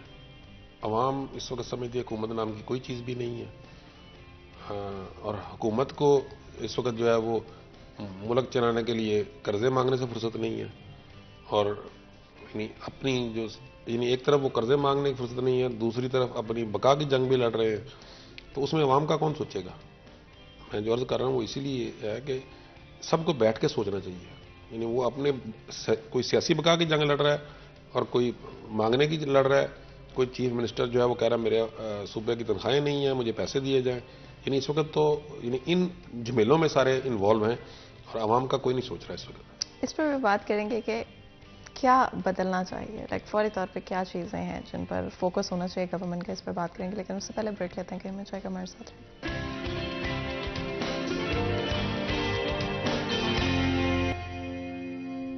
Welcome back. सीरिया 10 में एक दफ़ा फिर आपको खुशामदीद कहते हैं। ब्रेक में जाने से पहले गुफ्तगू जारी थी, बात कर रहे हैं पॉलिटिक्स के हवाले से, different political issues and policies जिनकी वजह से आज हमारे मुल्क में quality of life, way of life, आवाम का इम्पैक्ट और इफेक्ट होता हुआ नज़र आया है। क्या आने वाले वक्त में हम इन चीज़ों को बेहतर कर पाएंगे, एंड स्पेशली विद 2023 या किसी भी नए साल के साथ आपकी उम्मीदें जुड़ी होती हैं, आवाम की उम्मीदें जुड़ी होती हैं, बट क्या हमारी पॉलिटिकल पार्टीज़ आवाम के हक़ में फ़ैसले करने को तैयार हैं? क्या उनकी पॉलिसीज़ एक्चुअली में आवाम को आसानी या कोई बेहतर चीज़ देने के लिए इवन बनाई जा रही हैं इस वक्त? बहुत अफसोस की बात है कि हमारी आवाम जहाँ पर करंटली खड़ी है वहाँ पर खड़ी है और जो सूरत हाल है वो जिस तरह की हुई है। अगर हम एक्सपोर्ट एंड इंपोर्ट इंडस्ट्री की बात करते हैं, मैंने जिस तरह ब्रेक में भी ब्रीफली डिस्कस कर रहे थे, क्या इम्पैक्ट हुआ और स्पेशली फैसलाबाद शहर की हद तक इस वक्त इंडस्ट्रीज़ कहाँ पर है? लेकिन जैसे मैंने पहले अर्ज किया ना जी, इंडस्ट्री इस वक्त जो बड़ी छोटी छोटी की तो बात ही ना करें ना, छोटे बेचारे तो बंद करके बैठे हुए हैं। जो बड़ी इंडस्ट्रीज़ हैं, ख़ासतौर पर जो एक्सपोर्ट करते थे, उनमें जो इंटरलूप है और बाकी जो बड़े हमारे यहाँ इंस्टीट्यूशन हैं, मेरी इतला के मुताबिक वो भी हफ्ते में मेरा ख्याल 2-3 दिन काम कर रहे हैं। इतना ज़्यादा इम्पैक्ट है उनके ऊपर जो है, ये जो करेंसी की सूरत हाल है, फिर जो इंपोर्ट के रॉ मटेरियल की सूरत हाल है, फिर जो एनर्जी की सूरत हाल है, उस सारी सूरत हाल में इंडस्ट्रियलिस्ट का भी सर्वाइवल बहुत मुश्किल है और आवाम का सर्वाइवल भी बहुत मुश्किल है। तो मैं समझता हूँ कि सारे मामला को हमारे हुक्मरानों को सीरियस लेना चाहिए और देखना चाहिए कि हमें इसका हल क्या करना है। और जैसे मैंने पहले अर्ज की कि वो हल की तरफ किसी की भी तवज्जो नहीं है, जस्ट वो अपनी जमात को ऑर्गेनाइज करने में, उसको अपने एजेंडे को फॉरवर्ड करने में लगे हुए हैं और आवाम का नहीं सोच रहे। तो मुझे तो हालात आगे बहुत ख़तरनाक नज़र आते हैं। अगर हमारा एटीट्यूड यही रहा, तो हमारे पॉलिटिशियन का एटीट्यूड अगर यही रहा तो बहुत मुश्किल हो जाएगा। आपकी पार्टी की क्या अप्रोच होगी इस वक्त आवाम के साथ, आवाम के लिए कोई अगर आसानियाँ पैदा करनी उसके साथ? देखिए, हम तो डॉक्टर साहब के एजेंडे के मुताबिक अवामी राब्ता मुहिम हमने शुरू की हुई है जी, और अवेयरनेस हम उनमें क्रिएट कर रहे हैं। अवाम जो है बड़े, मैं समझता हूँ, इन हमाक से जो है वो हमारी बात को अब सीरियसली ले रहे हैं। पहले भी हम तो बात करते रहे हैं सिस्टम चेंज की, लेकिन जो हालात पैदा हो गए हैं उन्होंने हमारे मैसेज की जो अपना उसे कहते हैं समझ लोगों में, वो आसान पैदा कर दी है कि लोगों को अब बात जो है वो बड़ी आसानी से समझ आ जाती है कि इस सिस्टम में उनके लिए कुछ नहीं है। और जब तक जो है वो इस सिस्टम को चेंज नहीं किया जाता, उस वक्त तक अवाम जो है वो इसका हिस्सा नहीं बन सकते। अगर हम ब्रेन ड्रेन की बात करें, या आई एम श्योर आप वाकिफ़ होंगे इस बात से कि रिकॉर्ड नंबर में पाकिस्तान से नौजवान बाहर जा रहे हैं, डेफिनेटली वो चाहे जॉब्स के लिए है, डिफरेंट एजुकेशन पर्पसेस के लिए, बट हम अपनी मेजॉरिटी यूथ की, टैलेंटेड, स्किल्ड एंड एजुकेटेड लोगों की लूज़ कर रहे हैं डिफरेंट दूसरे कंट्रीज़ को। क्या इम्पैक्ट होगा इसका हमारी ओवरऑल प्रोग्रेस के ऊपर? ये आपने सवाल बड़ा इम्पोर्टेंट किया जी। पिछले दिनों चंद दोस्तों से बात हुई تو دوست جو ہیں وہ سیریسلی کہتے ہیں کہ ہمارا ایک بیٹا کو ہم باہر سیٹل کرنا چاہتے ہیں. یہ میں مڈل کلاس فیملیز کی بات کر رہا ہوں. یعنی وہ کہتے ہیں کہ یار اب صورتحال یہ ہے کہ ہم آنیسٹلی سمجھتے ہیں کہ ہمارے باہر بھی کچھ ارینجمنٹ ہونی چاہیے کہ اگر یہاں پہ کچھ ان ٹو ڈو ہوتا ہے, کچھ مسائل پیدا ہوتے ہیں, تو ہم اپنے بچوں کے ساتھ ہم کہیں ایسی جگہ پہ شفٹ ہو سکیں جہاں پہ ہمارا کوئی انتظام موجود ہو. تو یہ یعنی مختلف سیٹنگ میں مختلف دوستوں کی ایک ہی طرح کی رائے تھی. تو یہ ایک بہت خطرناک ٹرینڈ ہے. یعنی یہ وہ لوگ ہیں جو کبھی انہوں نے سوچا بھی نہیں تھا کہ ہمیں پاکستان سے باہر جو ہے وہ جانا ہے یا بچوں کو بھیجنا ہے. تو انہوں نے اپنے بچوں کو ایجوکیشن کے لیے بھیجا ہوا تھا. تو میں نے ان کو پوچھا کہ وہ کب آ رہے ہیں, تو انہوں نے کہا جی میرا تو خیال ہے کہ ان کو نہیں آنا چاہیے.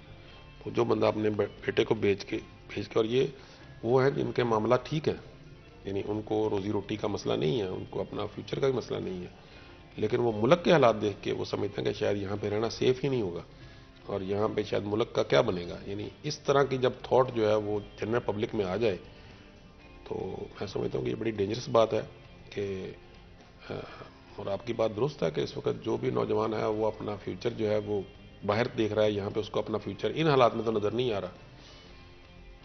یہاں پہ تو وہی رہ جائے گا پھر جو جا نہیں سکے گا. اینڈ لانگ ٹرم میں دیٹ ڈز مین کہ ہم اکنامکلی پرابلی گرو نہیں کر پائیں گے. کون سے اس طرح کے سیکٹرز ہیں جو آپ دیکھتے ہیں کہ پوٹینشلی بہتر طریقے سے ہماری اکانومی میں پازیٹیولی کنٹریبیوٹ کر سکتے؟ دیکھیں ہمارے یہاں جیسے میں نے پہلے عرض کیا نا کہ وسائل کی کمی نہیں ہے, کمی نہیں, پوٹینشیل کی بھی کمی نہیں ہے. ہماری اکانومی میں ایگریکلچر کا حصہ 19 پوائنٹ سم ہے, یعنی 20% ہے, اور اس 20% میں سے لائف سٹاک کا شیئر جو ہے وہ 62% ہے ہمارے جی ڈی پی میں. ہماری سبسڈیز کا سارا انحصار جو ہے ایگریکلچر پہ جو 38% ہے, یعنی ہم ان کو سبسڈیز دیتے ہیں. ہمارا لائف سٹاک جو 62% کنٹریبیوٹ کرتا ہے اس میں ہم اس کو سبسڈی نہیں دیتے, ہمارا اس کے اوپر فوکس نہیں ہے. یہ ایک ایسا سیکٹر ہے جیسے آپ نے ابھی فرمایا نا کہ کون سے اگر ہم توجہ کریں, یہ ایک ایسا سیکٹر ہے کہ جس پہ ہماری توجہ نہیں ہے. یہ بڑا ان فیشنیبل سا, بڑا ان گلیمرس سا اس کو سیکٹر سمجھا جاتا ہے, لیکن وہ نیگلیکٹڈ ہونے کے باوجود ہماری اکانومی میں تقریباً 12.5% اگر اس کو ہم سپریٹ کر لیں تو ہماری جی ڈی پی میں 12.5% شیئر ہے اس کا, نیگلیکٹڈ ہونے کے باوجود. تو آپ امیجن کریں کہ اگر ہماری توجہ اس چیز پہ ہو جائے, یعنی اگر گورنمنٹ اس کو سیریسلی لے, اور یہ دیکھیں ہمارے ملک کی جو 65% آبادی دیہات میں رہتی ہے اس وقت, ان کا تو ڈائریکٹ اس کے ساتھ تعلق ہے, وہ ڈائریکٹلی انوالوڈ ہیں اس کے ساتھ. میرا تو جو موقف ہوتا ہے, ہماری میٹنگز بھی جب ہوتی ہیں یہ ایگریکلچر کے اوپر یا لائف سٹاک کے اوپر اپنا پنجاب لیول پہ یا فیڈرل لیول پہ, تو میری تو ایک ہی ریکویسٹ ہوتی ہے کہ جو ہم ایگریکلچر کو سبسڈیز دیتے ہیں یا مراعات دیتے ہیں یا ہم توجہ دیتے ہیں, ہم اس کو یعنی اس لائف سٹاک کو برابر شیئر دے دیں اس میں. اگر اس کا جی ڈی پی میں حصہ جو ہے ایگریکلچر میں 62% ہے تو ہم اس کی بانٹ جو ہے شیئر کی 62% کے حساب سے کر دیں, تو میں سمجھتا ہوں کہ وہ ڈبل اپنا شیئر کر دے گی اکانومی میں. تو اس ایک سیکٹر کے اوپر توجہ دینے سے ہمیں اتنا بڑا امپیکٹ آ سکتا ہے, اور ہمیں ملک کو ڈالرز کی ضرورت ہے. ہمارے جو ایکسپورٹس ہیں لائف سٹاک کی یا ہمارے جو ہے اپنا بیف کی یا اس کے پروڈکٹس کی یا ادر چیزوں کی, وہ ہم بہت بڑھا سکتے ہیں, بڑا ہم پیسہ کر سکتے ہیں اس کے ساتھ.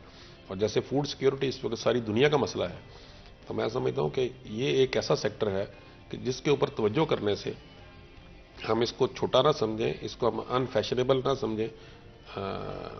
بدقسمتی سے ہمارے جو ہم فیڈرل یا پروونشل لیول پہ اپوائنٹمنٹس ہمارے ہوتی ہیں, ہمارے جو بیوروکریٹس ہیں وہ اس کو کھڈ لائن پوسٹنگ سمجھتے ہیں لائف سٹاک کی, کہ نالائق افسر جو ہوتا ہے اس کو بھیجا جاتا ہے یا کسی کو 2-3 مہینے کے لیے اگر اس کو پوسٹ کیا جاتا ہے. یعنی یہ ایسے شعبے ہیں جن میں آپ کھڈ لائن پوسٹنگ لگا دیتے ہیں یا سٹاپ گیپ ارینجمنٹ کے طور پہ لگاتے ہیں. حالانکہ ان میں لانگ ٹرم پالیسیز چاہیے, ان میں مضبوط کینڈیڈیٹس چاہیے, ان میں قابل لوگ چاہیے کہ جو ان کو آگے بڑھا سکے. تو تھوڑی توجہ سے بہت آگے ہم جا سکتے ہیں. ہمارے بہت سارے مسائل جو ہیں اس کا بوجھ یہی اٹھا سکتے ہیں سیکٹر جو ہے. اپنی پارٹی کی طرف سے کیا کہیں گے عوام کو, ووٹرز کو؟ دیکھیں جو ڈاکٹر صاحب کی سوچ ہے نا جی, وہ ہمیشہ بیداری شعور کی رہی ہے اور وہ تربیت کے حوالے سے رہی ہے, کریکٹر بلڈنگ کے حوالے سے رہی ہے.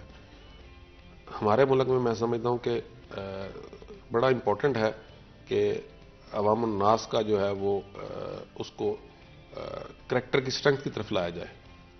دنیا میں ہم سمجھتے ہیں کہ ہم جو ہے وہ ترقی کریں گے یا ہم نے بڑی ترقی کی ہے, تو میں نے تو دنیا میں نہیں دیکھا کہ کوئی قوم جو ہے وہ کرپٹ ہو اور وہ دنیا میں ترقی یافتہ قوم ہو یا وہ ترقی کر پائے. سب سے پہلے تو جو ہے وہ کرپشن جو ہے یا کریکٹر جو ہے اس کو بلڈ کرنے کی ضرورت ہے کہ جب کریکٹر بلڈ ہوں گے تو پھر وہ قومیں ترقی کریں گی. پلوں سے, سڑکوں سے, ہاسپٹل سے, ان کے بنانے سے قومیں ترقی نہیں کرتی. یہ تو ضروریات ہیں. قومیں ترقی جو ہے وہ کریکٹر سے کرتی ہیں. ہمیں اپنی قوم کا کریکٹر جو ہے وہ میں سمجھتا ہوں اس کو مضبوط کرنے کی ضرورت ہے, اس کے اوپر کام کرنے کی ضرورت ہے. ڈاکٹر صاحب کی ساری جد و جہد جو ہے ان کے جو ہے 35-40 سال کی جد و جہد جو ہے وہ کریکٹر بلڈنگ کی جد و جہد ہے. انہوں نے کریکٹر کے اوپر کام کیا ہے. تو ابھی ہماری جماعت بھی جو ہے اس کا تھرو آؤٹ ورک جو ہے وہ کریکٹر بلڈنگ کے اوپر رہا ہے. آپ دیکھیں گے کہ آپ کو منہاج القرآن کے نوجوان جو ہیں یا آپ کو عوامی تحریک کی لیڈرشپ جو ہے وہ آپ کو ایک ڈفرینٹ نظر آئے گی. وہ اقتدار کی دوڑ کے لیے ماری ماری نہیں پھر رہی ہوگی, وہ اقتدار کے حصول کی کوشش نہیں کر رہی ہوگی, وہ قوم کے کریکٹر کی بلڈنگ کی کوشش کر رہی ہوگی. اور ہماری توجہ بھی اسی پہ رہی ہے کہ جب کریکٹر قوم کا ہو جائے گا اپنا مضبوط تو پھر قوم ترقی کرے گی. تو اس پہ ہم کوشش کر رہے ہیں, ہماری ایکٹیویٹیز جاری ہیں, وہ جاری رہیں گی. اور یہ ایسی جد و جہد ہے جو آپ نہیں کہہ سکتے کہ اب ہم نے کریکٹر بلڈ کر لیا اب اس کو چھوڑ دیں. نہیں, کریکٹر بلڈنگ کا کام تو قیامت تک جاری رہنے والا کام ہے اور وہ ہر وقت اس کے اندر بہتری کی گنجائش رہتی ہے. تو کوئی جماعت تو ہو جو قوم کے کریکٹر بلڈنگ کی بات کر رہی ہو, جو اقتدار کی بات نہ کر رہی ہو. اقتدار اس کا ایک یعنی رزلٹ ہو, نہ کہ اقتدار حاصل کرنا ہو. تو ہماری جدوجہد کا پرپس جو ہے وہ کریکٹر بلڈنگ ہے. اس ایز اے رزلٹ جو ہے وہ اقتدار اگر ملتا ہے تو ٹھیک ہے. کریکٹر والے لوگ تو ہونا کہ ادھر سے پکڑ دکڑ کے جو ہے وہ اقتدار حاصل کرنا ہے تو وہ نہ ہمیں ڈاکٹر صاحب نے سمجھایا کہ نہ ان کو سمجھ آتا ہے نہ ہمیں سمجھ آتا ہے. نوجوانوں میں آج کون سی چیز آپ کو لگتا ہے کہ مسنگ ہے؟ اینڈ کیریکٹر بلڈنگ کی آپ نے بات کی, بٹ ود ان دیٹ کوئی ایک یا دو کوالٹیز جو آپ کو لگتا ہے کہ آج کے نوجوان کو بلڈ کرنے کی کوشش کرنی چاہیے؟ دیکھیں, میں سمجھتا ہوں کہ ہمارے ہاں جو ینگ نوجوان ہیں نا جی, میں سمجھتا ہوں کہ سب سے بڑا ایسٹ جو ہے ہوتا ہے نا وہ کسی قوم کا یا اس نوجوان کا, وہ اس کا کریکٹر, اس کی تھاٹس ہیں. پیسہ جو ہے وہ ایسٹ نہیں ہے جی, کہ وہ سمجھتا ہے کہ میں نے کوئی کاروبار شروع کرنا ہے یا میں نے کوئی کام کرنا ہے تو اس کے لیے مجھے پیسہ چاہیے تو میں پیسے سے کام کروں گا یا پیسے سے یہ ہوگا, پیسے سے وہ ہوگا. کیونکہ اس وقت ساری توجہ پیسے پہ لگ گئی ہے, ساری قوم کا دھیان ادھر آ گیا. لیکن سب سے امپورٹنٹ چیز یا اس کا سب سے بڑا ایسٹ جو ہے وہ اس کی کریکٹر کی اسٹرینتھ ہے. اگر اس کی کریکٹر کی اسٹرینتھ پہ وہ قائم رہے, اس پہ ڈیویٹ نہ کرے اور پھر وہ اپنے ذہن کو انلائٹنڈ رکھے اور نئے آئیڈیاز پہ کام کرے, تو میں سمجھتا ہوں ہمارے وہ اس کے لیے, اس کی فیملی کے لیے, اس کے ارد گرد کے لیے, ملک و قوم کے لیے وہ بہت پازیٹیو ہوگا. وہ نوجوان, ہمیں اس طرح کے نوجوان چاہیے کہ جو اپنے کریکٹر کی اسٹرینتھ کے ساتھ جو ہے وہ اپنے معاشرے میں جگہ بنائیں اور وہ وہاں پہ کھڑے رہیں. تو ان سے نہ صرف ہماری اگلی نسلیں بہتر ہوں گی, ان کی فیملیز بہتر ہوں گی, ملک و قوم ترقی کرے گا. آپ کا بہت بہت شکریہ ہمارے شو کے لیے وقت نکالنے کے لیے. یہاں پر آج کے پروگرام کا وقت ختم ہوتا ہے. مجھے اجازت دیں, اپنا خیال رکھیں. اللہ حافظ.